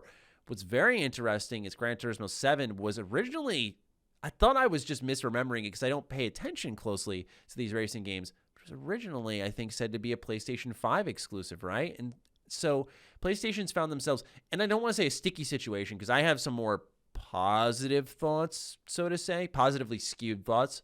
But it is a scenario where I think mixed messaging has bit them in the ass, because what's occurred is previously being said, we believe in generations, kind of the infamous quote for PlayStation now. And since then, we've seen them sort of reverse that and say, well, we're going to support the PS4 and we're going to keep things around there. And then you see them sort of go in half measures where they are supporting it, but then they'll do instances like hardcore games with Demon's Souls Remake or something like Returnal. Not that they're bad games, but I wonder if more people would have wanted to see a Horizon exclusively on PS5 compared to those two. So I have some stats I gather, but I want to catch your thoughts first to sort of set up the conversation on PlayStation exclusives. Are you, as a host of Sacred Symbols, where do you stand on this? I'm upset. Mm-hmm. Well, yeah. Okay. A lot of people are misinterpreting or not understanding what the justification behind maybe being upset about this is. Because people say, "Oh, what does it matter to you? They'll be better on PS5. And do you have a problem with people with PS4s playing the games?" It's like, no, that's not it at all. Let's take a step back here. Okay, the Mark Cerny presentation, where for like 45 minutes he explained the speed of the SSD. Okay, obviously we know from playing PS5 games that it makes things load very fast, which is great for loading screens, whatever. Resident Evil 5 or 5. What the fuck? Resident Evil 8. I wish it was 5. 5, dude, yeah. Resident Evil 8, you can see that clearly. Even on a multi-platform game, which is crazy that they did that, is that it loads way faster than even the Series X. But that's cool for the loading, but it goes way beyond the loading. Mark Cerny talked about how game development since PlayStation 2 for, over a decade now, well over a decade, that games had to be designed based around how it loads in its assets. So maybe there's a long corridor. Maybe a level size can only be so big based on what can fit into a game, the RAM of the system or whatever, or how fast the disk can load it.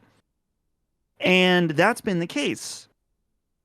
Especially, not especially, but on PS4, if you think about it, has 8 gigabytes of RAM, and the hard drive is, I looked it up yesterday when I was on Sacred. Hard drive speed PS4 is 100 megabytes a second. Okay. The PS5's SSD is 5.5 gigabytes a second. This is not a small difference. This is the fucking difference between jogging somewhere and driving a Ferrari at full speed.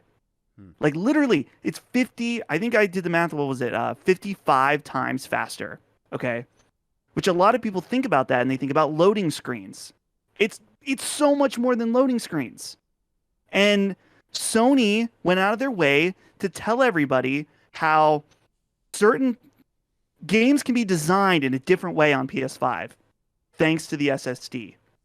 A new era of game development. Maybe they didn't say that exactly, but it was presented as such, though. It was presented that way. And so when they say like, these new God of War is the one in particular that I'm very curious about, because it's like, right, it's clearly then compromised in that they're not going to be able to, like, literally from the fucking example that Mark Cerny used, design levels in a way that it'll only work on the PlayStation 5. Now, something that someone already has accused me of, or some people have accused me of, that's like, well, just because it's not taking full advantage of the PS5 doesn't mean these games going to be suddenly bad then? Like, I never fucking said these games were going to be bad. In fact, I think they'll be fantastic. Based on the last God of War, the next one is going to be incredible also. I'm very excited about it. And you know what? It's going to be great on PS5. Probably run at 4K, 60 frames per second. Probably be a huge upgrade from the PS4 version. Huge.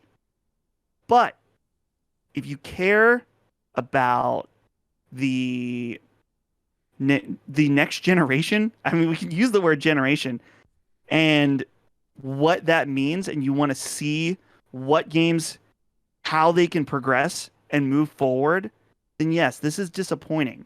Not to say they're never, Ratchet and Clank, that's kind of going to be an interesting one, because that's one that they're saying, hey, Ratchet and Clank can only run on PS5, which is cool.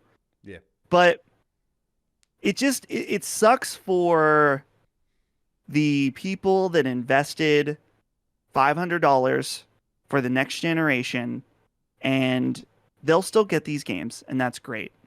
But I'm disappointed that we are standing still a little bit when it comes to these games and not potentially taking advantage of what could be.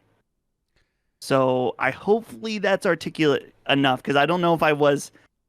Some people were kind of confused in what I said in Sacred, and I'm like, there'll still be good games. They're still going to be great, most likely. I hope, and they'll still be better on PS5. But unless Sony was just fucking lying about all the possibilities on the SSD, then it's like they admitted themselves. If we use what they said, then it's like, yeah, these games are not going to be. They're not going to be able to take advantage of this new way of being able to design games thanks to the SSD. Yeah. So that was a bit of a long rant. I'm No, curious what you please. think, whether you are in agreement or whatever. It's like one last thing. Sure. The development thing and talking about I feel like there's no argument about games being held back by the PS4 in this specific instance, because some people will bring up like, oh, well, what about PC and scalability? I'm like, that's not even in the same conversation that we're having right now. So I feel like that's factual. The opinion on whether or not Sony should do it that's totally opinion based. Whether you are like, yes, I'm cool with this, or no, I don't want to do it. You can take my opinion about that, take it or leave it. But the facts about what Sony said about the PS5 specifically, I really feel like can't be argued with. Yeah, where do I start? So I think people who have been guilted online because what happens is I guarantee the number one thing people would want to say back to you right there is, I think you argued all your points well. They'd be like, Dustin, you're privileged. Matty, as a PS5 owner, you're privileged. You know, how dare you want your new console to do the things that the other console can't do? Don't you want other people to play games? Recognize you're in a blessed position, yada, yada, yada. I understand all that.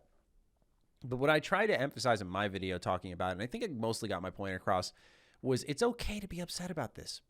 Like, you don't have to be screaming, kicking, and crying, but it's okay to be a little bit put off by Sony's inconsistent choices with when they want to commit next gen and when they don't.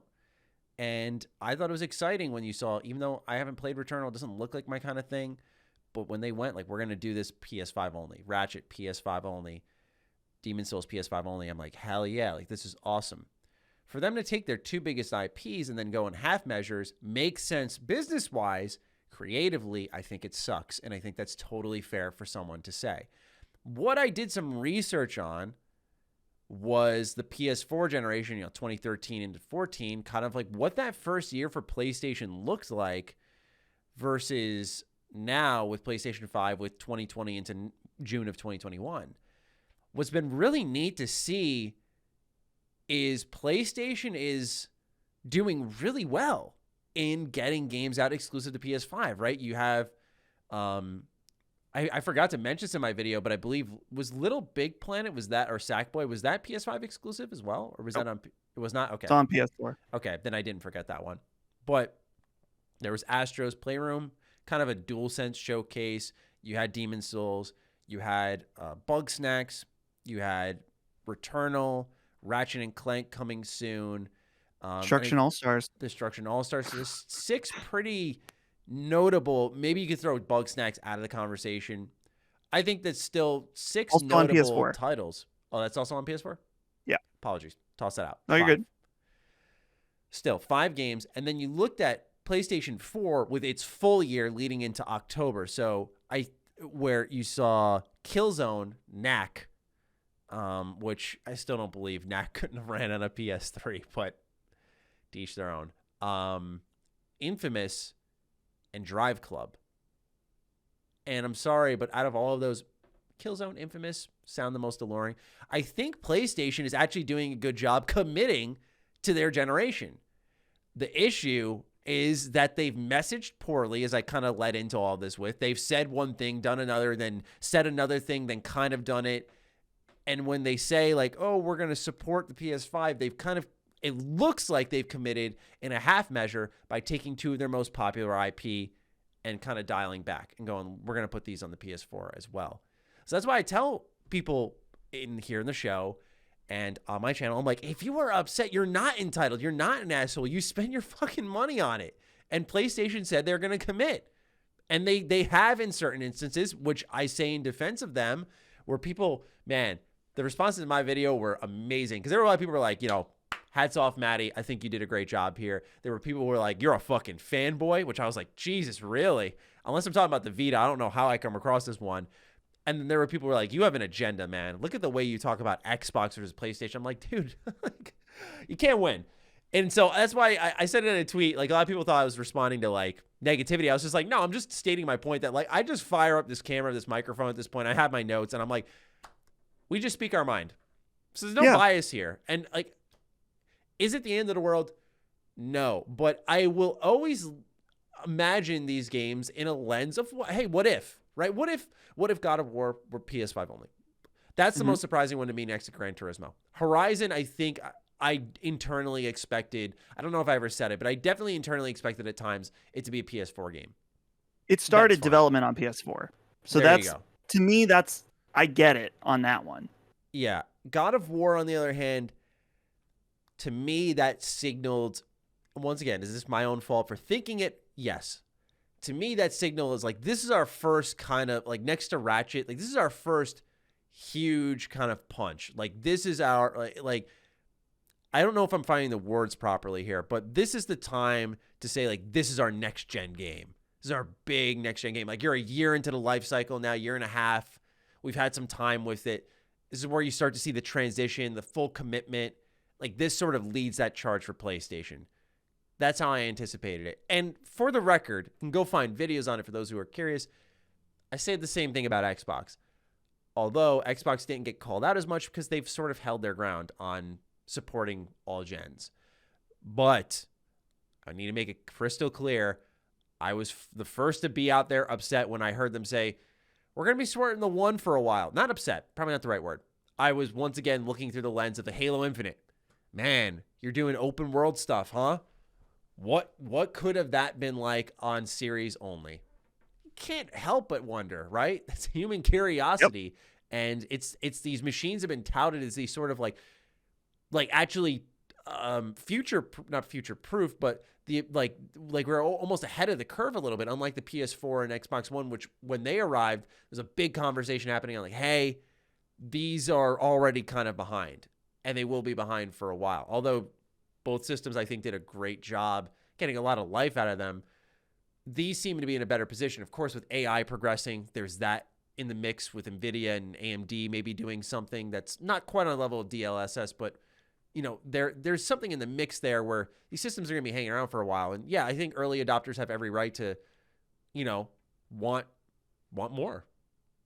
Yeah. I think one other important thing to mention, because this seems to be the most common thing that people bring up. It's like, well, they have to because no one has a PS5 yet. They can't, no one has one. They can't get one. It's like, I get that frustration, and I'm not trying to diminish the people that don't have one and want one. I feel bad because I want everybody to be able to buy whatever they want and be able to enjoy it. Right. But the numbers show more people have a PS5 right now than at this point in PS4 for PS4's life cycle. Yep. So, yep. And they had no problem releasing exclusive games for PS4 then. You know what I mean? Which maybe the counter argument to that is like, well, the PS3 didn't have quite the same install base, but I think it edged out Xbox 360 at the end. I mean, granted, 360 stopped producing, but you know, you're right, Matty. I brought that up in my video as well. I mentioned the numbers, saying like a lot of people say, "Well, it's a pandemic, you asshole," and I'm like, "Well, first of all, fuck yourself." But number two is if the numbers are leading beyond PS4 in a pandemic environment, I think PlayStation can, number one, they're clearly finding a workaround here to supply a very high demanding audience, which is excellent. But right. Man, dude, I feel like if they're doing well there, then they could almost anticipate when they can get more consoles out, there will be that install base. So I would love to see them do at least God of War. Horizon is a pill I could swallow for sure. Gran Turismo I find surprising, but I don't care about racing games, so I'm biased. I'm like, all right, whatever, sure, like whatever. God of War is the one really I had the problem with. I was like, that's weird to me. So I don't have much more thoughts to share on it other than that, but Right. if you have more, by all means. No, I think that's it. I know that there will be blowback, but I don't really care. I mean, it's not that I don't care what people think. I just speak your mind. I'm totally like of if you have the opinion that it's like this is great so more people can play it, that's fine. I think it's a totally valid opinion. And that's fine. I support thinking that.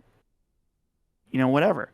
The thing that just grinds my gears is people that are like saying they won't be God of War isn't compromised in some way. Like I just don't I cannot see any argument behind that unless the only way I could see that is if did they start development with both and then move it over or something? I mean, maybe that's possible. It's just like I don't know. It's clearly just a business move. They said as much in the Q&A, right? Right. And I want to stress one more time to sort of wrap it up. I'm sure people have already left their comments, but when we say compromised or you can't wonder what if, both Dustin and I have already said this, but I'm going to emphasize it. We don't mean the game is bad. Please don't be that person who writes in saying we think the game is bad, because we will mention this segment and we will timestamp it for you. We don't think the games are going to be bad. You just can't wonder what compensation has been made to fit it onto a PS4 or design choices that have been slimmed down. It happens, man. It happens. So we'll see. These games will be great regardless, but when I'm playing them, am I going to give a fuck? No. But it's of course the return on investment. That's what it's all about. For a second, I felt bad about saying I don't care. But then I was thinking, I'm like, normally Karak is on this show. He'd be like, I don't fucking care. And if you think this, then you're a fucking idiot. And I'm like, okay, I'm probably fine. Yeah. There's a difference in tone, right? Like I sat here and went like, I'm saying this, but fuck you. I don't care. People would be like, Matt, what the fuck, man? What's good with you, dick? And then if Karak did it, it'd be like, love Karak, man. Right. It's like, it's just wild, bro. All right. What's next? We have much more positive news to get into with Marvel XCOM. So there was a pretty surprising leak that occurred yesterday, Thursday, June 3rd. And it's about 2K's little showcase. So there's an article I'm reading here from GamesBeat. It's the first one I clicked on. Oh, damn it. I swiped. There we go. Okay. New info regarding upcoming and unannounced 2K projects popped up on Reddit yesterday, and I have confirmed that leak is accurate. So, very interesting. This comes from Jeff Grubb. The leak noted that NBA 2K22 will feature Dallas Mavericks legend Dirk Nowitzki on the cover. But more interestingly is a Borderlands spin-off that is called Tiny Tina's Wonderlands. It's a new game. A game that European gaming site Gamer Reactor teased earlier this spring, and Gearbox boss Randy Pitchford essentially confirmed its existence as part of his effort to respond to rumors. Gearbox is developing Wonderlands, which will still focus on Borderlands-style class-based shooting action. Firaxis is a turn-based strategy game with Marvel superheroes. The leak pitches it as XCOM with Marvel heroes, and that is a fair way of describing what players should expect. Finally, Codename Volt is a sci-fi action game that also brings in magic and other supernatural capabilities for the player and enemies. Again, the leak does a good job of summing it up to what to expect, calling it Cthulhu meets Saints Row. This is a new game from Hangar 13, which previously created Mafia 3 for 2K Games. Dustin, this is a healthy little leak we got here. Who gives a fuck about NBA? What about the others there? New Borderlands, Cthulhu meets Saints Row, Marvel XCOM. Where do we start our feast? I don't want to talk about Borderlands. Fuck it. No, I don't like Borderlands, Matty. Okay, I respect. I don't like it. I find it kind of cringe. The story, the game, the humor of the game is kind of cringe to me. Whole series or specifically? I agree with you. I use that word sparingly. I thought 3 was pretty cringe inducing. 1 and 2 are great. I thought 2 was I played the most Borderlands I've ever played is 2. Makes sense. So yeah, anyone can be like, well, you never played 3. I think I almost beat 2. You're not missing much. So, but that's the thing is that I was like, I don't know about the humor in this game. I think it's kind of lame. Mm-hmm. And then when Borderlands 3 came out, everyone said that it was worse. I was like, well, I'm just not Right touching that. man. Mm-hmm. And the other thing, this is just me personally. This is just an opinion. But I don't want to play, if I'm going to play an RPG, put a lot of time into an RPG loot-based FPS, I'm going to play Destiny 2. Ooh. Like, to me, Here it's come just the like, comments. Dun, dun, dun, dun, dun, dun. here they go, come. dude. They're going, dude. Yeah. But no, that's just the thing for me. That it's like, if I'm going to be grinding out stuff and new loot, then I'd rather it be for a forever character or something. You know what I mean? Like an ongoing thing. That's almost how I feel about, ooh, do I want to say this, Maddie? I think you should. I don't know what it is, but I think you should. I'm just going to peer pressure you. Part of why I really very quickly dropped Dragon Age Inquisition, because I was like, this feels like an MMO, but not. And I'd rather just play an MMO. That was years ago, though, so maybe that take is wrong. That's not dangerous at all. Dustin, Okay. you've psyched yourself out there. Everyone agrees. You can like Inquisition, but I don't know if anyone can really defend its gameplay design. I don't think you can. Okay. You're safe. So, yeah. So the Borderlands thing, I mean, cool. Maybe it'll be something different. Maybe I'm not gonna be closed-minded about just because I didn't like something in the past. I'll be curious to see. Let's talk about Marvel XCOM. Let's talk. Because I loved XCOM 1. Really loved XCOM 1. Well, you know what I mean, the reboot. Yeah. XCOM 2 did not grip me. And it's interesting because there's a really good video from Game Maker's Toolkit about XCOM 2. And I think the thing that a lot of people don't like about that is the time limit on XCOM 2. It's one of those things where I understand the game design decision, but I don't know. At the time, I did not like it. I did not like the timer. And again, I get it, like the pressure. It doesn't make sense that you have forever to do this stuff, but maybe I'm just a bad strategy gamer or something, but it didn't hook me the same way. XCOM 2.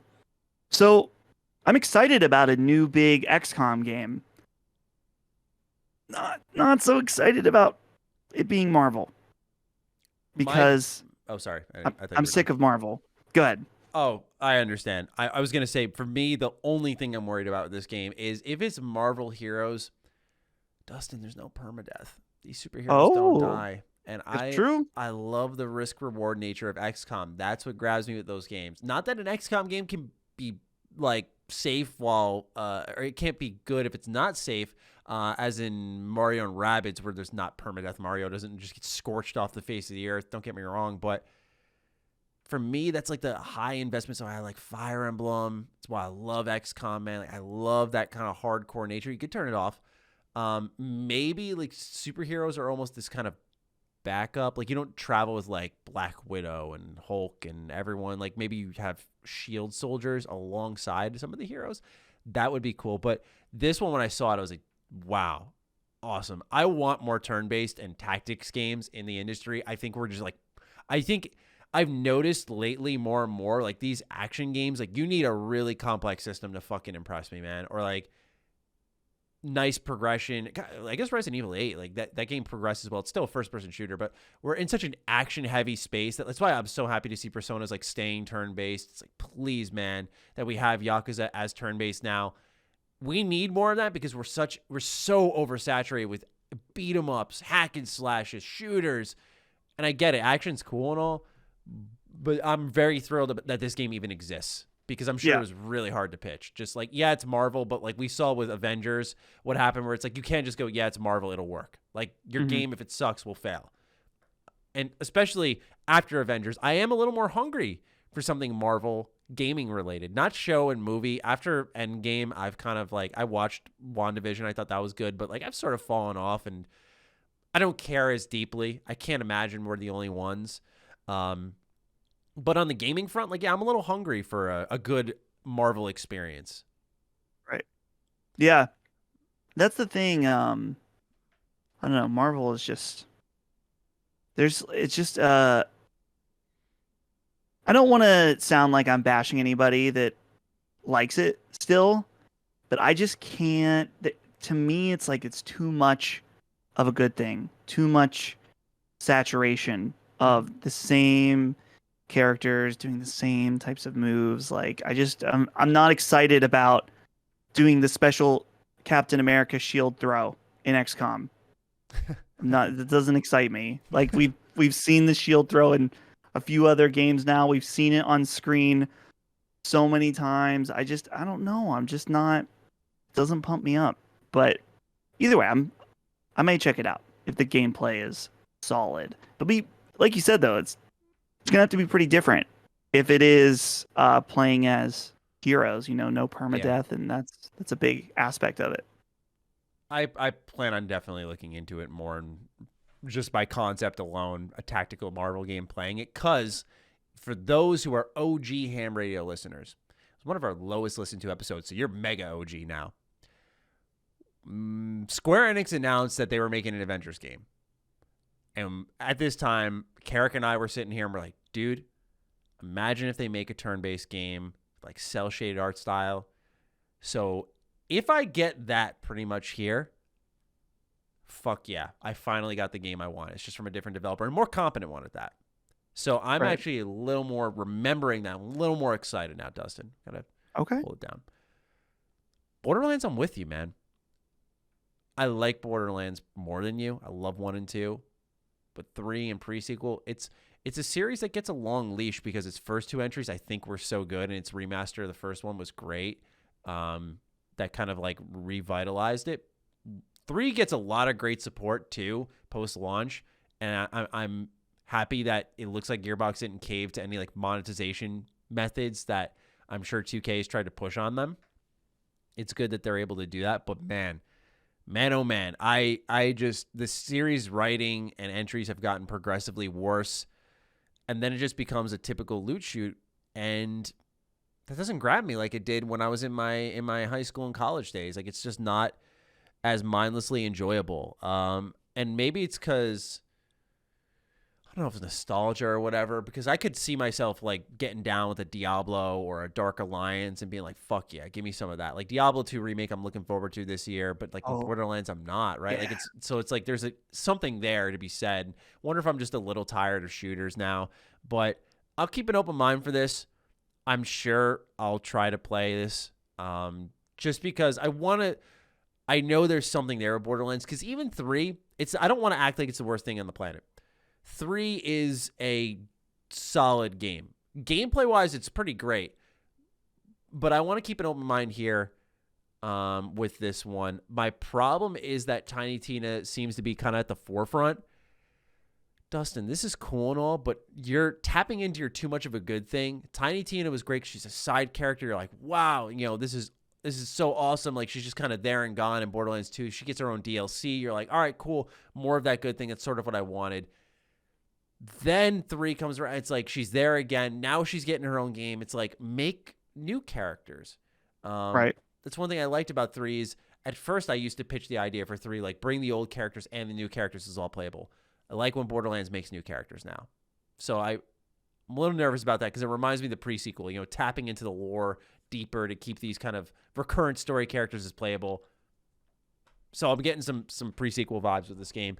I will hold my opinion until we see it, but as it stands now, nothing to say on that. I don't know even when it's going to release. Whatever. Anything to say on Codename Volt? Sci-fi action game Cthulhu meets Saints Row? I like Cthulhu. So, or just, I mean, the monster Cthulhu. So that sounds cool. Is it Cthulhu, the Call of Cthulhu game? Is that what it's referring to? Or like Cthulhu meets... I think Cthulhu is kind of just like a... what is Lovecraftian? Yes, thank you. I thought it was that, but I was unsure. Yeah, like that style of game. Cool. Yeah, it's pretty good. Pretty good. Looking forward to 2K Showcase for sure. All right, Dustin. last but not least, patron questions to Oh, boy. round our show up. Let's go ahead and do this thing. I made the mistake of not opening the Discord app, so I've got to sift through this. Let me buy some time. Buy some time. What's for dinner tonight? That's a good question. There's a like a local shop near me that's doing like pre-made meals, so to say. Like, you know how you can like there's Freshly, like where you can get these pre-made meals, sort of like eat healthy but like on the go. Sure. So this local place that I support a lot is doing that now, and I'm very, very excited about this, Dustin, because for me, my biggest miss most days, rather when I miss a meal, it's lunch. That's the easiest meal to work through. I get my breakfast, I get my dinner. Lunch is easy to miss. So having a couple of days where I don't need to make it in advance and I can just grab one of these meals, I'm testing them out. So I got one. I had it today. It was a chicken pasta with queso and all this stuff. It was fucking great, man. It tasted so good. I'm going to try some beef later. We're going to see how that is. That's for dinner. Okay. For me. That sounds good. Holly is wanting to go. There's a new like Asian fusion restaurant that just opened downtown where I live. I think we might be doing that. As long as Natural You Calamity guys go out didn't on write Fridays. Is that like a thing for you two? pretty regularly. Yeah. I was going to say, every time we do a show, you're like, we're going out getting a burger. This time we're going out here. I love it. It's because we're too lazy to cook anything after, I mean, at like, 7, 8 o'clock at night. It's like, fuck it. Man. Just go buy food somewhere. Are there like a lot of masks where you're at? Because like here, like there's not really any. Like when you go out to eat, like do you like walk in and like there's masks on?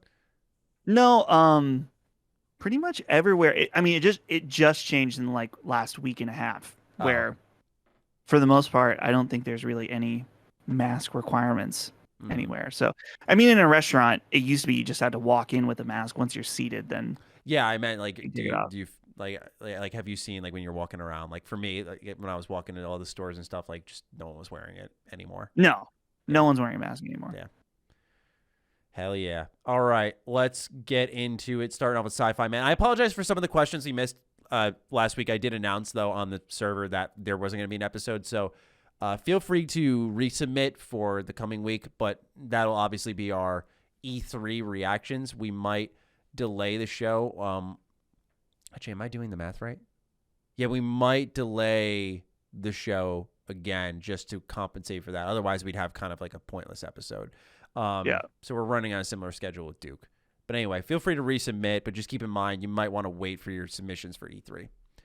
Sci-Fi Man's up first. Sup, guys? I'm wondering what is the best advice for getting into martial arts? I know nothing, so I have no clue where to begin. I was wondering if any of you had personally heard of people in the modeling community getting jobs in the games industry. Thanks, and I hope you all have an awkward experience in public this week. Wow, thank you. Wait, hold on. I thought you said the modeling. He did say that. No, it's the modding. Oh, I did. I'm sorry. I was thinking of like a model. Yeah. It's like, it's time. That's what I thought about. Sorry. No, you're sorry. Good. The modding community getting jobs in the games industry. To answer the latter part, yes, I have heard that. I've also heard, strangely, some other people from the modding community have said that, like, I don't know if it was Bethesda specifically, but I've heard that they sometimes don't hire them on. Whereas I saw CD Projekt Red say a lot of their staff were hired on as Witcher 3 modders. So yeah, a lot of companies take modders because it's like the proof is in your pudding right there. So yeah, mod away, man. That'll help. It's a portfolio. You're creating a portfolio. It's why my friends, like, they write for like Super Jump and whatnot, because it's like it's not about writing for clout. Like, you're writing to have a portfolio. So you go to the IGN or whatever and say, like, here's my work. Here's what I do. Here's how much I know. That type of stuff. As for martial arts, Dustin, have you ever done martial arts before? So should this be all me? When I was in elementary school, but I never liked it, even though I did it. I quickly realized I didn't like it, but so this is all you, Matty. All right, so advice for getting into martial arts. I know this is going to sound like shitty advice, but just hear me out. I just say go and do it. That may seem like obvious, but here's the thing, right? Is I remember when I went to sign up, I was very nervous. I remember like sitting in my car on my phone, like, do I want to do this? It's very intimidating. You think it's not a big deal, but what happens is you realize when you're watching some of the classes is it's almost like a performance, right? Like when you start doing your kicks your strikes, your takedowns.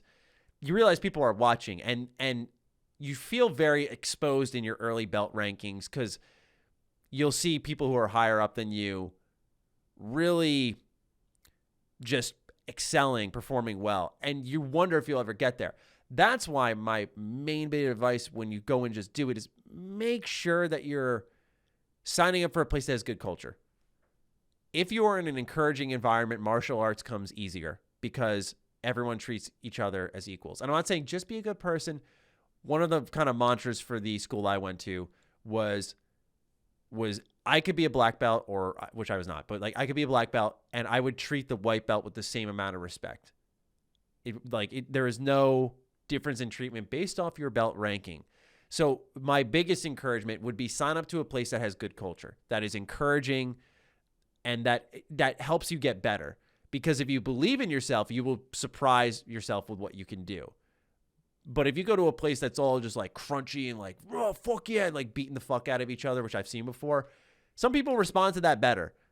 I personally am not looking for that. I'm fine with that. Yeah, I can take a hit and whatnot. Like you have to if you're going to study martial arts, but it's not. I would just say make sure you're in a welcoming environment to build yourself up, and then if you have the confidence, go to other places. Sure. Beanie J86 is up next. Thank you, Dustin. Oh, this one looks like it's for me and Karak, but I'm sure you can chime in. Howdy, gents. I have a review-themed question for Matty and Karak. There was a lot of hype surrounding Biomutant prior to its release. I, for one, was stoked based on what I saw. Your informative reviews, alongside what was a pretty significant consensus of others, certainly poured some cold water on that hype. It seemed like THQ Nordic gave reviewers plenty of time, and that gave me confidence in the game. In the aftermath of these reviews, however, do you think publishers will begin to contemplate further reducing their cooperation with the reviewers? Either way, thanks for saving me $60. I hope you and the whole community have a wonderful Memorial Day weekend, and that we can all take a moment to remember the holiday honors. Thank you for writing that for us. Yes, we agree. So you can chime in on this, of course, Dustin. I don't think this is a Matty and Karak specific thing. Do you think that when a company sees like the bad reviews, do you think there's a tendency to reel it in and be like, you know what, let's not hand it out as early next campus? Biomutant we got very early. It was like 2 weeks. And usually when you see that, it's a sign of confidence or that the game is complete. But upon finishing, I was like, this needed more work. I'm surprised they didn't give us just a week. Do you think that that's going to be a response over time? I don't know if the amount of time with reviewers is the sign of confidence. To me, it's the amount of time that between embargo and release, which I believe Biomutant was pretty close between embargo and release. So I think it was a day. A day. Yeah, like the reviews came out a day before, and then the release date was after. Right. As far as publishers' willingness to do that, dude, it's so weird, and it's different for everyone. I mean, we've seen publishers be petty about individual reviewers giving bad reviews. THQ actually did it. They were like grabbing clips of what reviewers said and like acting all confused about it. I was like, oh, not good. Yeah. So, I mean, we've seen Bethesda did this, where they were like, yeah, we're not doing early reviews anymore because they don't help us. So and they quickly, they changed course on that. So, I don't know. That was kind of a bunch of different thoughts there, but. I mean this with all due respect to Beanie, so don't think I'm pulling a Karak here, but when I say I don't care, as in I don't expect anything from these companies when it comes to review copies. When I send out my emails, like my default thought is, what am I going to do when I don't get this? Like, because I've had games where it made sense. Like I was covering Andromeda a lot. It was doing well on my channel. I reached out to BioWare and they were just like, yeah, we'll get your review code, nothing. Like I've been burned on occasions where it would make sense for me to get early access and I didn't. And I've also had games come in that would never make sense. Like Shadow of the Tomb Raider, I got like a week early from Square Enix, no less, who like never speaks to me. And I was like, okay, I don't know what's going on here. So it's so hit and miss that I just don't care. So if they give me less time, I will review what I can and give impressions like I did with Mass Effect. I got it 2 days early. So I was like, I'm not going to do a full review. I'm not going to present it like a review. These are my impressions on it. So I just operate within what is given. Something like Resident Evil, they gave me day and date, and I'm like, well, I'm going to play this. I'm going to talk about it in our shows. I'll probably stream it a little bit at some point, but it's too late for a review. Each one's a case-by-case scenario in my reception of the game. As for when companies hand them out, like I said, the expectation's not there in the first place, and I don't anticipate that bad, because if they only responded to good reviews, then a lot of companies wouldn't be handing stuff out. I think you hand it out because you know on the off chance someone likes it, whether they are an outlier, probably like Biomutant, where there's, I would imagine, reviewers going, here's why the Biomutant reviews are wrong. Just because that game has that certain vibe to it, wouldn't be surprised at all. Like, it had a lot of hype drummed up right before its launch. And it seemed almost like a too good to be true. 20 people making this whole game. Like, come on, man, you got to like this. But yeah, I think companies understand that there is value to that review. Maybe not as much as streaming day one and getting people to see the game in action and reacting to it live and kind of being like, I want that experience. But if you get a good review, it's accurate, it's fair, and it speaks positively of your product, then yeah, it's good. There's also, on the other end, what people aren't thinking of is when you don't do review copies at all, it's like, oh boy, like no one got it. No one got it. That's typically... That's bad. Not always, but typically spells trouble, unlike Doom, which did review well, even though they didn't do review copies. Because Bethesda was coy with that one. They were just like, oh, well, we'll just drop one of the best first-person shooters and then tell them we're not doing review copies anymore. It's like, fuck you guys. Yeah. Justin Levano 13's up next. Hey, guys. Recently, there's been all this news about DRM issues for Series X. We'll explain why we're laughing in a sec. Where players cannot play Xbox One physical games without an internet connection. Is this issue being overblown? How many people are currently having a Series X and don't have access to an internet connection, considering you needed a connection to buy the console? Also, I was wondering if the past year of COVID allowed you guys to develop the time to develop an idea of who you want to be going forward. For many, this year was depressing. However, I found I was able to really begin chasing my dreams and working harder than ever before. Curious if anyone has had a similar experience. I don't mean to make light of a year of tragedy. I just know I found some positive in it. Thank you, Justin. Dustin. Why don't you take the DRM thing? Because I don't know. I really don't know anything about it. It's like totally. I saw some people were upset. To my understanding, for the research I've done, the reason I laughed was because Dustin posted a clip on Last Stand Media of us talking DRM, and there's this one part at the 3-minute mark where like Karak says PlayStation has the same thing. I had interpreted it when he said that as he was talking about the CMOS battery, which we'll get into somewhat. And I say in agreement with Karak, like, yep. And he carries on. We start talking about Nintendo, Xbox. It really didn't talk about PlayStation at all. Let's just say the video like to dislike ratio is not pretty right now. So we're like, all right, whatever. What can you do? So this is an opportunity to talk on that a little bit more. Pardon me if I don't take this opportunity, right? For the Xbox side of things, what's happening is you need to have an internet connection to set up your console. PlayStation does not need this. You do not need to have an internet connection to set up your console. Xbox requires a one-time activation. Then you can kind of go offline for certain periods of time. What's happening on the PlayStation side of things is more aggressively with the PS4. It's a CMOS battery issue where if that goes out, there's a connection with the trophies and the servers, and pretty much the console becomes e-waste. With PS5, it's a little more spotty. Certain games do work offline with things deactivated. There are certain games like Cold War, which will start up, Black Ops Cold War, I should specify, but will not connect online because of something else. There are games just flat out don't work. There are games that do work across both PS4 and PS5. So it's a lot more spotty there where you could make the argument that PS5 doesn't have a similar issue. But when I said on Duke Ultimate, like, yes, I agree PS5 has the same issue, it's about DRM in general.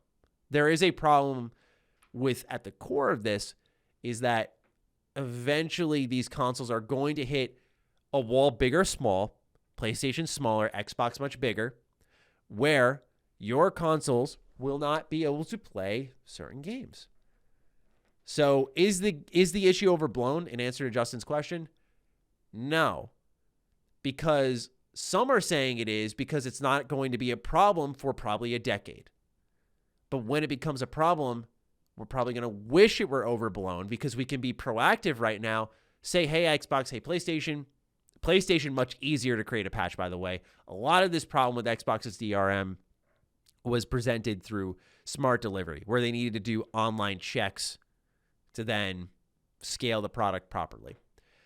So there were certain games that Modern Vintage Gamer tested out to sort of support that theory.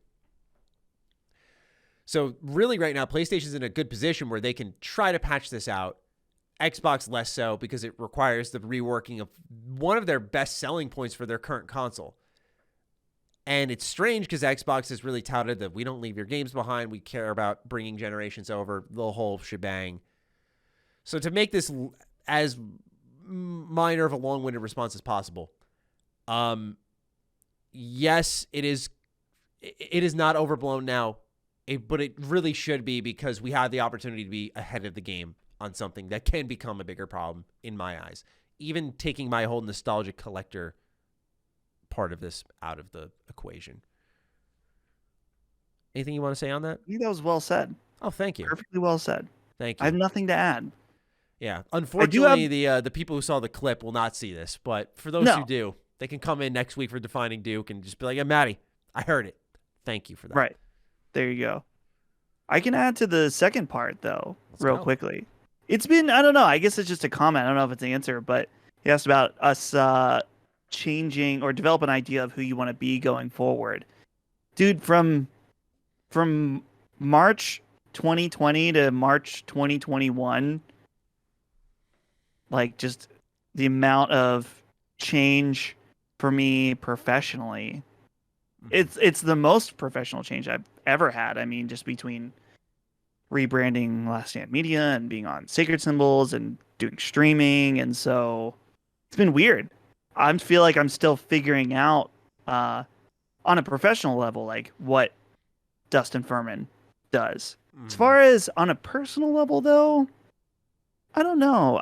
Maddie, I think we maybe, was it on this show that we talked about like being we'll say between the age of 25 and 30. It's a weird time for COVID to happen. No, I had this conversation with Chris. So it was a weird time for COVID just in the fact that it's like I had the realization of I don't want to say time slipping away, but almost like that. It's like something clicked in my brain that I'm like, I'm no longer a young man. I'm not old. Don't get me wrong. I'm not claiming to be old, but I don't know. Something's different about life. Something's hitting a little different. The things that were like, that wasn't that long ago. No, it was actually 5 years ago. Like, it's like that, only with everything. For me, it's like, that wasn't that long ago. Wait, yeah, it was. The things that don't feel long ago now are actually, quite far away. It's weird. Yeah, it's challenging for me on that front because, you feel like this is the time you should be living your life. Like, I'm 25. I feel like I should be out, like, traveling, doing things. You can't, obviously. Maybe now we can start looking into it more, but yeah, I totally understand that feeling. And for me, more so, like, I think of, I always say to people that I don't really have, like, we'll use Colin as an example. Like, I worked this many years at IGN. I did Wiki Guys. I did this, that. I had these podcasts. You have almost a portfolio. I feel like my biggest kind of thing I can tout about myself is, like, I am kind of like homegrown talent. Like, I've been doing this since I was 13, really, like making commentary over games. And obviously that's evolved tremendously. And one of the things that I think surprises people the most is, oh shit, you're really young. And kind of that like, oh, maybe bright future type of perspective. And I'm like, once that goes, what is there? Right? I don't know if my channel at times, I wonder, like, is that enough to just back it up and be like, this is me, this is what I've got? I wonder that sometimes. It sounds almost like an existential crisis. It kind of is. But that's the one thing that I've thought about with time slipping away. Whereas developing myself, I almost think I've developed in a worse sense when it comes to working because I took on more stuff and I have less time to myself. Like, I even thought about it today when I was setting up my camera. I'm like, I remember like back in 2018, like I just have like 2 days, 3 days a week where I'm just like, I'm going to do whatever. I'm going to play some games. I'm going to go out. I'm just going to like live my life. I have not really lived my life. Part of it's because like, oh, with COVID, like what fucking life am I going to go live? But once things go back to normal, I'm starting to have that feeling of like, fuck, I got to adjust now. Cause like I will have no excuse, right? I'll have no excuse. I will be able to go out, but like, I'm just working a lot. And part of it's because I love it. But part of it's also, I'm like, what else am I going to do today? It's like, I don't want to just sit and play games all day. But it's been a good development and a poor development, right? So thank you for the question, Justin. Yeah. J Lopez 7331 writes in, hey dudes, just piggybacking off of the prior podcast 2 weeks with Karak talking about marathon runners shitting themselves. The desert race he was referring to was the Badwater Ultra Marathon. It covers 135 miles nonstop from Death Valley to Mount Whitney.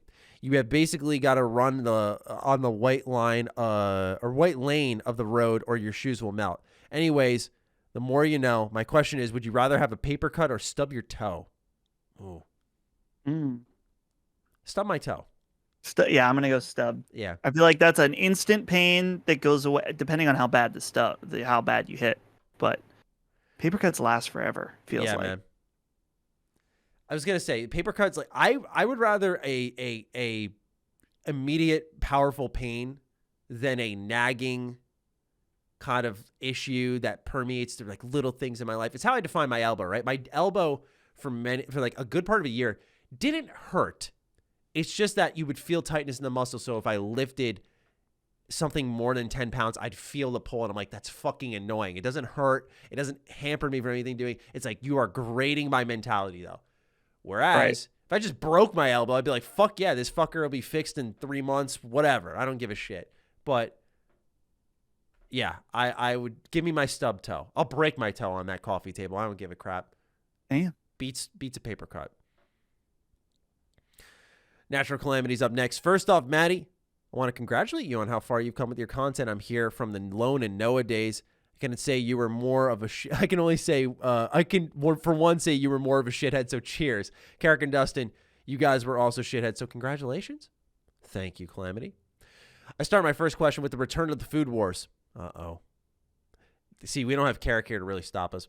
What is the worst food combinations you've seen? Pineapple on pizza, fries with ice cream, ketchup and ramen. Make your choice. Lose your appetite. Here's a second question for us, but worst combination, man. I saw my dad. This isn't a worst, but my dad is a garbage plate kind of guy. So especially with hot dogs. So I watched this son of a bitch take his hot dog, throw it on the plate. The baked beans are on the other side of his plate. Dustin, he fucking scoops those over, puts them on top of the hot dog. He takes like soubrette onions, sauerkraut. Those are on top now. He squirts some fucking mustard. I'm like, what is this now? And he just mixes it up, knife and fork, Dustin, and a spoon in there to scoop the rest. And he just eats it, man. He just eats this cacophony of flavors. And it was disturbing yet fascinating. I felt like I was in a lab. That might have been one of the more shocking ones. I don't know if it was gross because I like throwing stuff on hot dogs, but it was pretty startling to see it within my own family. You just took me for a fucking trip, Maddie. And I'm hurting from that. Woo! I'm trying to. What is the worst food combination I've seen? I mean, I remember being in elementary school and kids doing stupid shit like dipping chocolate chip cookies and mustard just to get a reaction out of people. Oh, no. I'm trying to think of one that's natural though. For natural calamity, a natural food combination that someone actually enjoyed. Dude, fries with ice cream is delicious. Little dip of the fry in the Wendy's. No, stop. What happened? Did you guys talk about this on Duke? Yeah, we did. Fuck you, Maddie. Dude, the fries and the Frosties. Do you drink your Frosty afterwards? Do you get like fry carcasses in there that you're like, oh God, there's a crunch? They don't. That doesn't happen. I don't know. You like potato bits in your ice cream? Can't be me. Fuck it.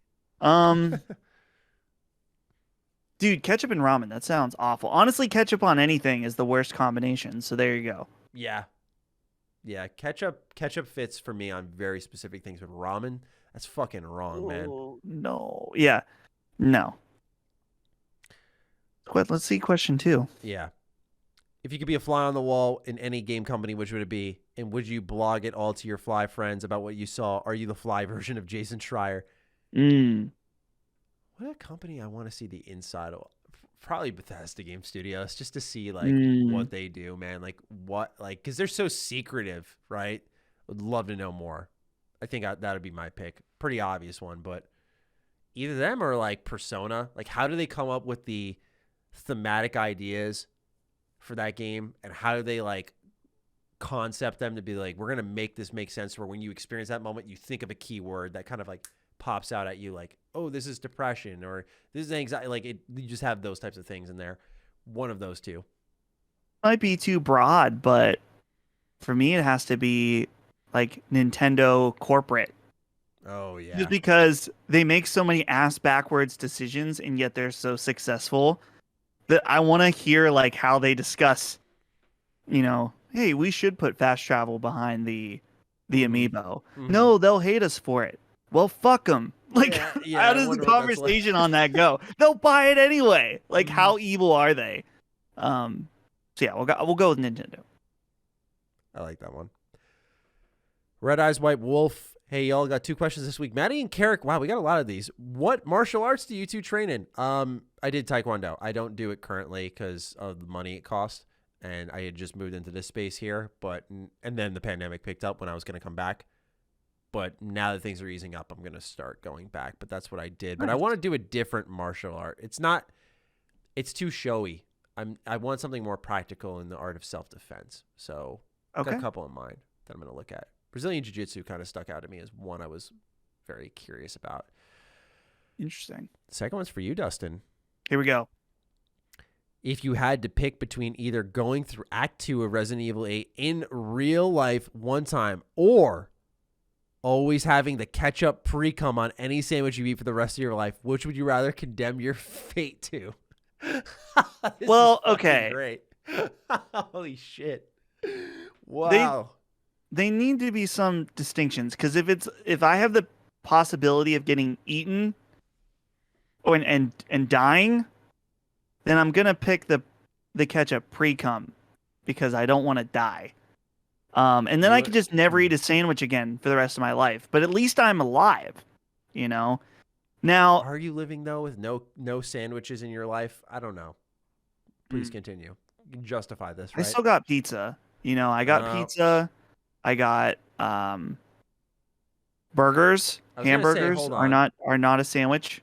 Are they a sandwich? I don't know. That's the thing, right? I was going to say, hold on. You might be limiting yourself more if you say no more sandwiches. Because I don't think I've ever put like a ketchup on a cold cut sandwich. Is a hamburger a sandwich? On Wikipedia, it says a hamburger is a sandwich consisting of one or more cooked patties. Yeah. I don't know. To me, I don't want to risk dying in a horrific situation, which I'm guessing I would, because I'd be very scared. So yeah, I guess I got to go with the ketchup pre-cum. I will learn to love the cum.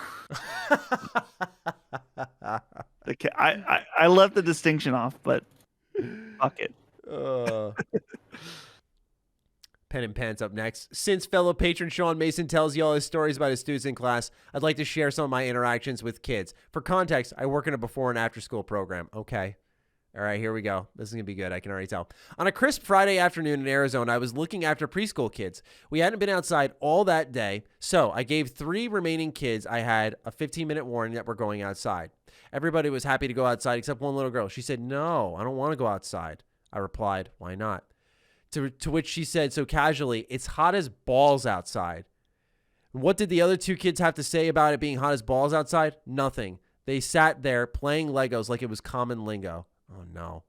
Damn. We're just learning how fucked the future generation is. Dustin, we need to do a good job just setting them up, future-proofing everything we do so that these hot as balls bozos don't come in and ruin things. I mean, hey, they're eventually going to talk like that anyway. So yeah, start them early. That's true, man. I don't think I curse around my mom all the time. Like half the shit I say on this show, I say right in front of her, and it's just like she doesn't care. She's probably like when she was raising me, those innocent little Matthew playing with my action figures. She's probably like, it's not gonna raise this loudmouth fucking YouTuber. Like, so you're right, Dustin. You know, just some of us end up great. Sean Mason's up next. Hey, sexy boys. I have a fun story to tell you about my students. I took my honor students outside to observe nature. Can we just pause for a sec? This guy's always fucking doing. I feel like he does something every week, so he has a story to bring. He's like, yeah, this makes sense. Let's go. After I told them to think about what they have just seen and jot down some of their thoughts, for homework, they were tasked with writing a haiku about nature.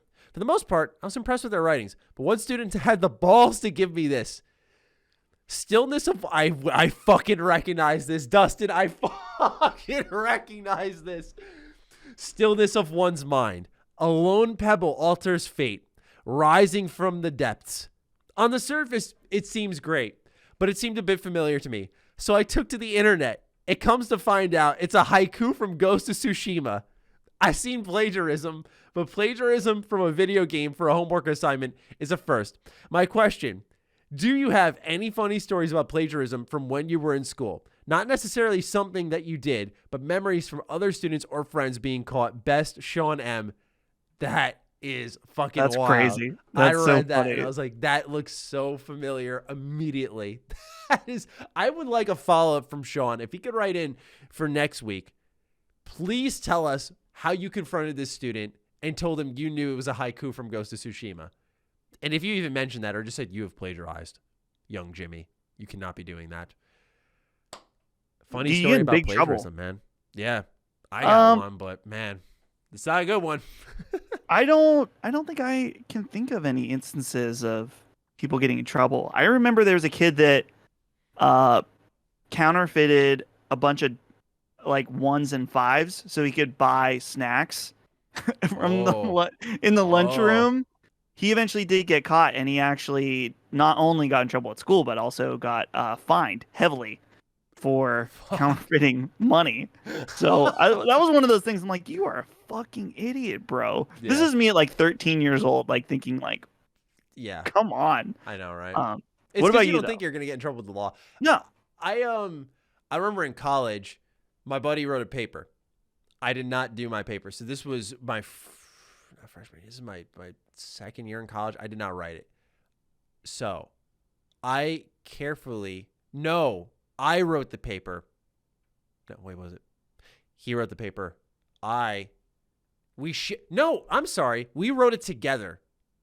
2 different papers. We helped each other research because this class sucked.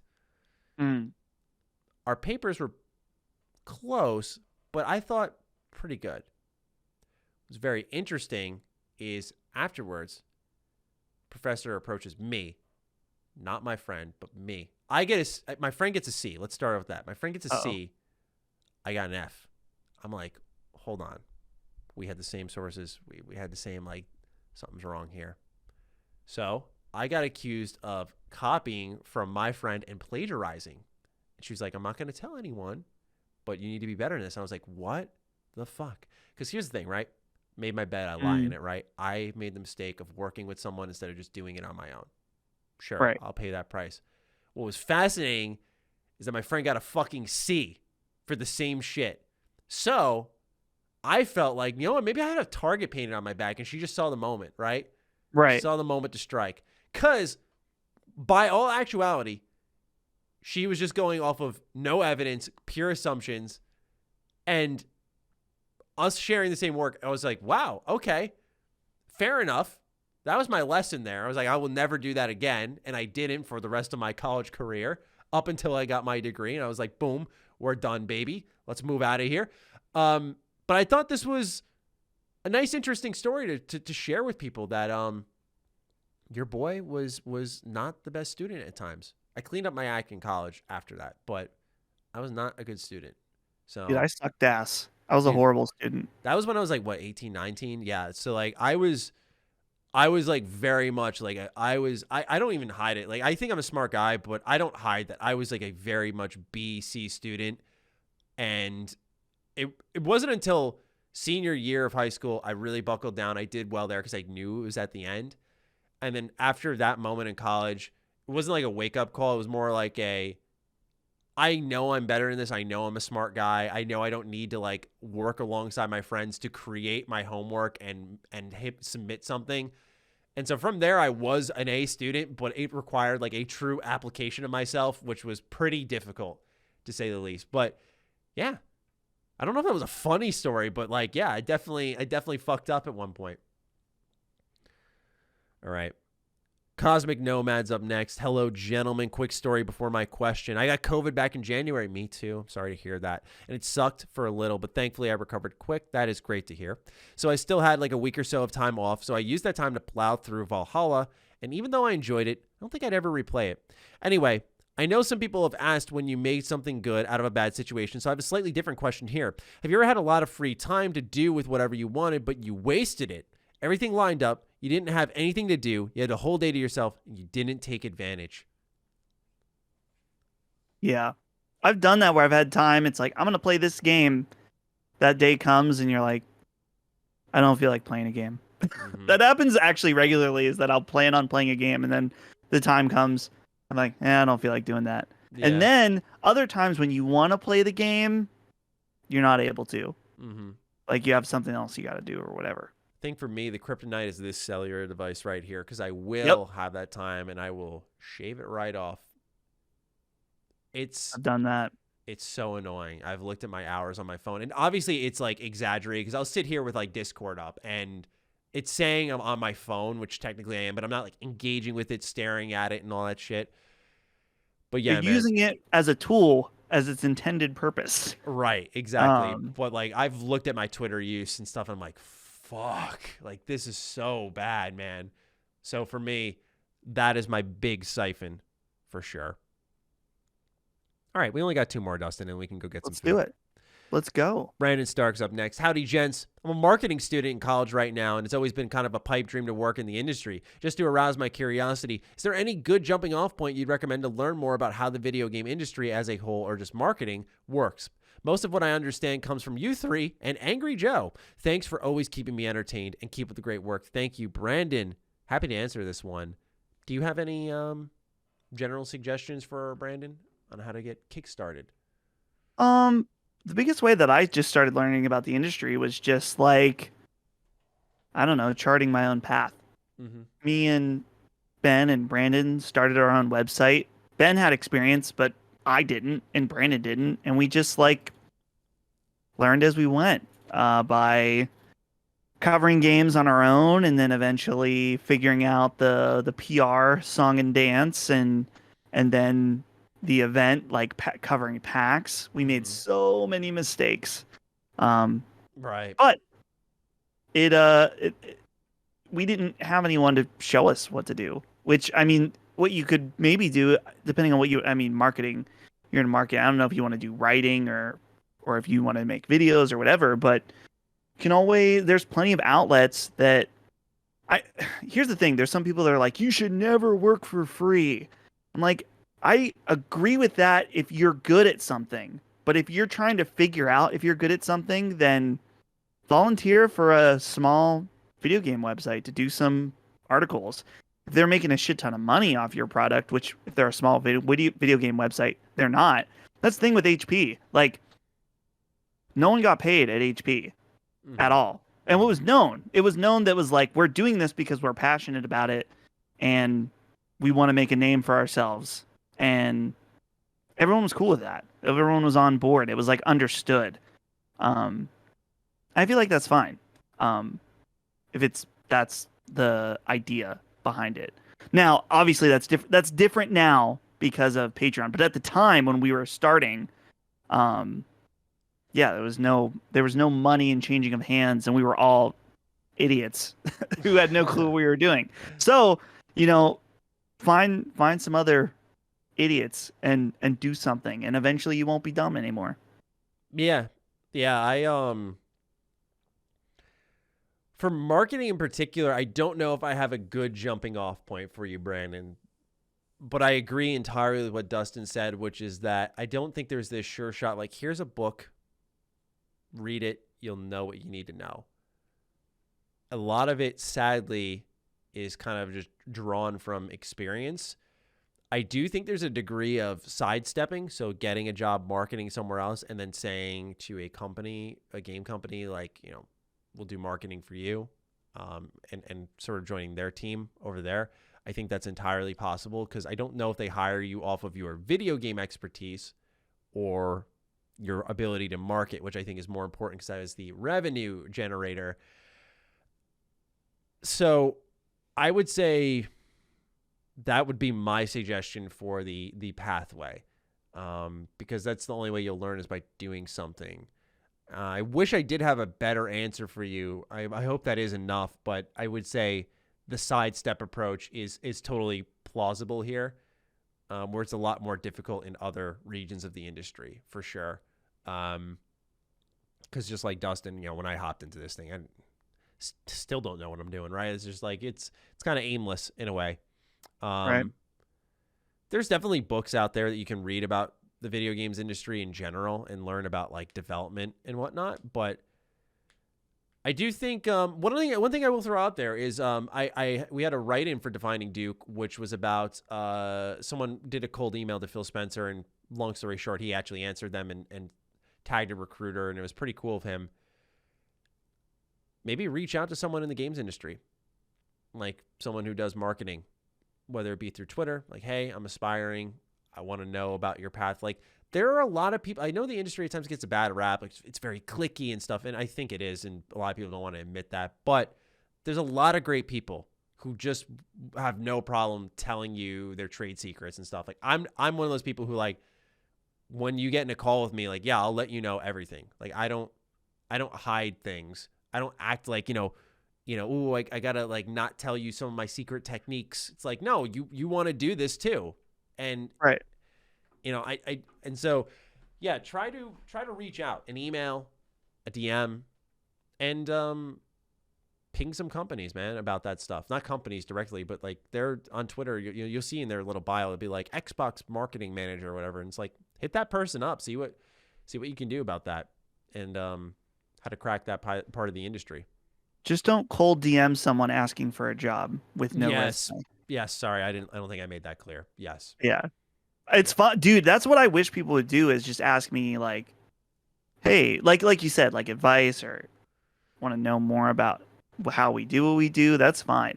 I always find it funny, and I get people like, I respect it. Don't take this as like, I think, fuck you for DMing me asking for a job. It's not that. Because I understand some people, you want to shoot your shot and go for it. I respect that.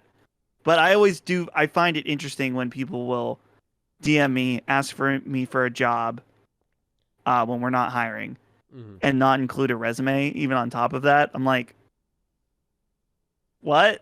Like, what am I going to do? Just be like, he seems motivated. You're hired. Like, that's always weird to me, but I get it. Last question. Top Simp Gimp. Hello, legends. It is a name. Listen to a lot of podcasts while I'm working, and I got to say, this is the best one. Keep it up, lads. Thank you. First question is a tech question. I'm building a PC for the first time, and I'm considering what advice you'd give me when choosing a processor. I'm looking at the possibility of an AMD Ryzen 9 5950X or the Intel iCore 10900K. Dustin? big spender. Defer to you. I'm kind of out of the market right now just because I built a nice PC almost 2 years ago. Like, I have a Ryzen 3700X. I think I'm going to upgrade my processor next generation. I know a lot of people are thinking that the AMD is the best right now. As far as I had heard that as well, but I wasn't sure enough to be authoritative on that. Right. They're better. I mean, they're better value, better priced.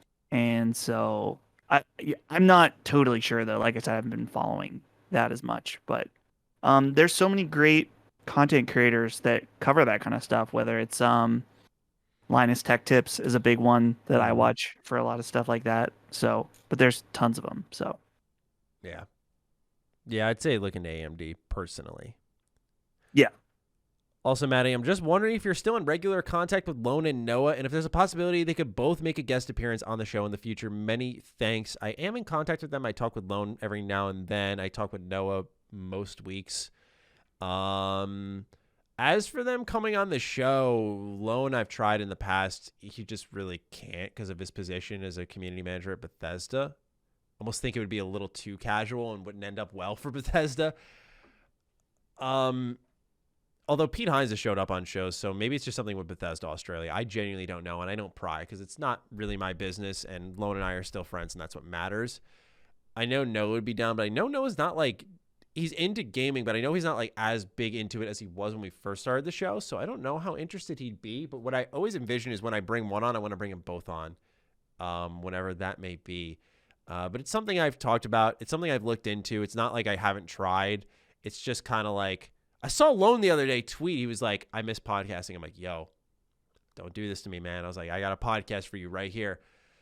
And I would love to see Karak and Lone talk again, and I'd love to see Dustin meet Lone. That'd be cool. Lone's a I have great no guy. idea who these men are.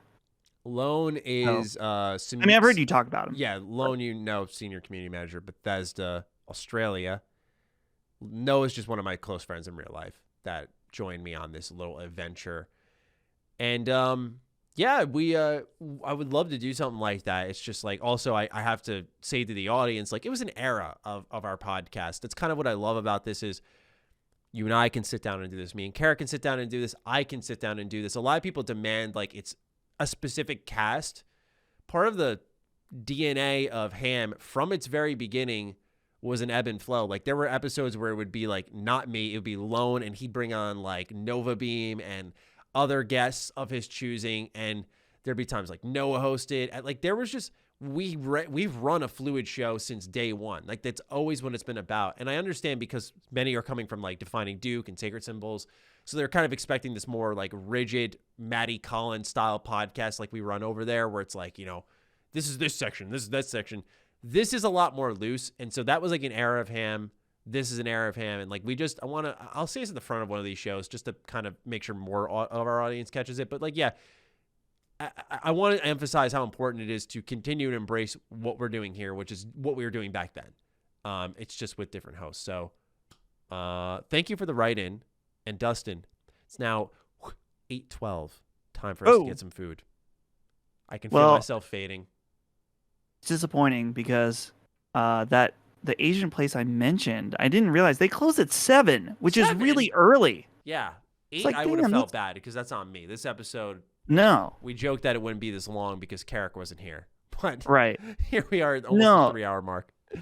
Dude, who closes at 7 p.m. on a Friday of all days? Like, that's silly. That's Sunday hours, man. That's ridiculous. Yeah. So what's the substitute now? I don't know. Holly texted me that she went to the grocery store and picked up a few items, and the only thing she mentioned was chicken nuggets, which I may be down for some chicken nuggets. We'll see. Okay. So, all right. We'll see. I'm gonna go microwave something like a lazy sack of shit. You got to do it sometimes. You just gotta. I love the microwave. Is one of the most versatile tools that no one gives enough credit to. Oh.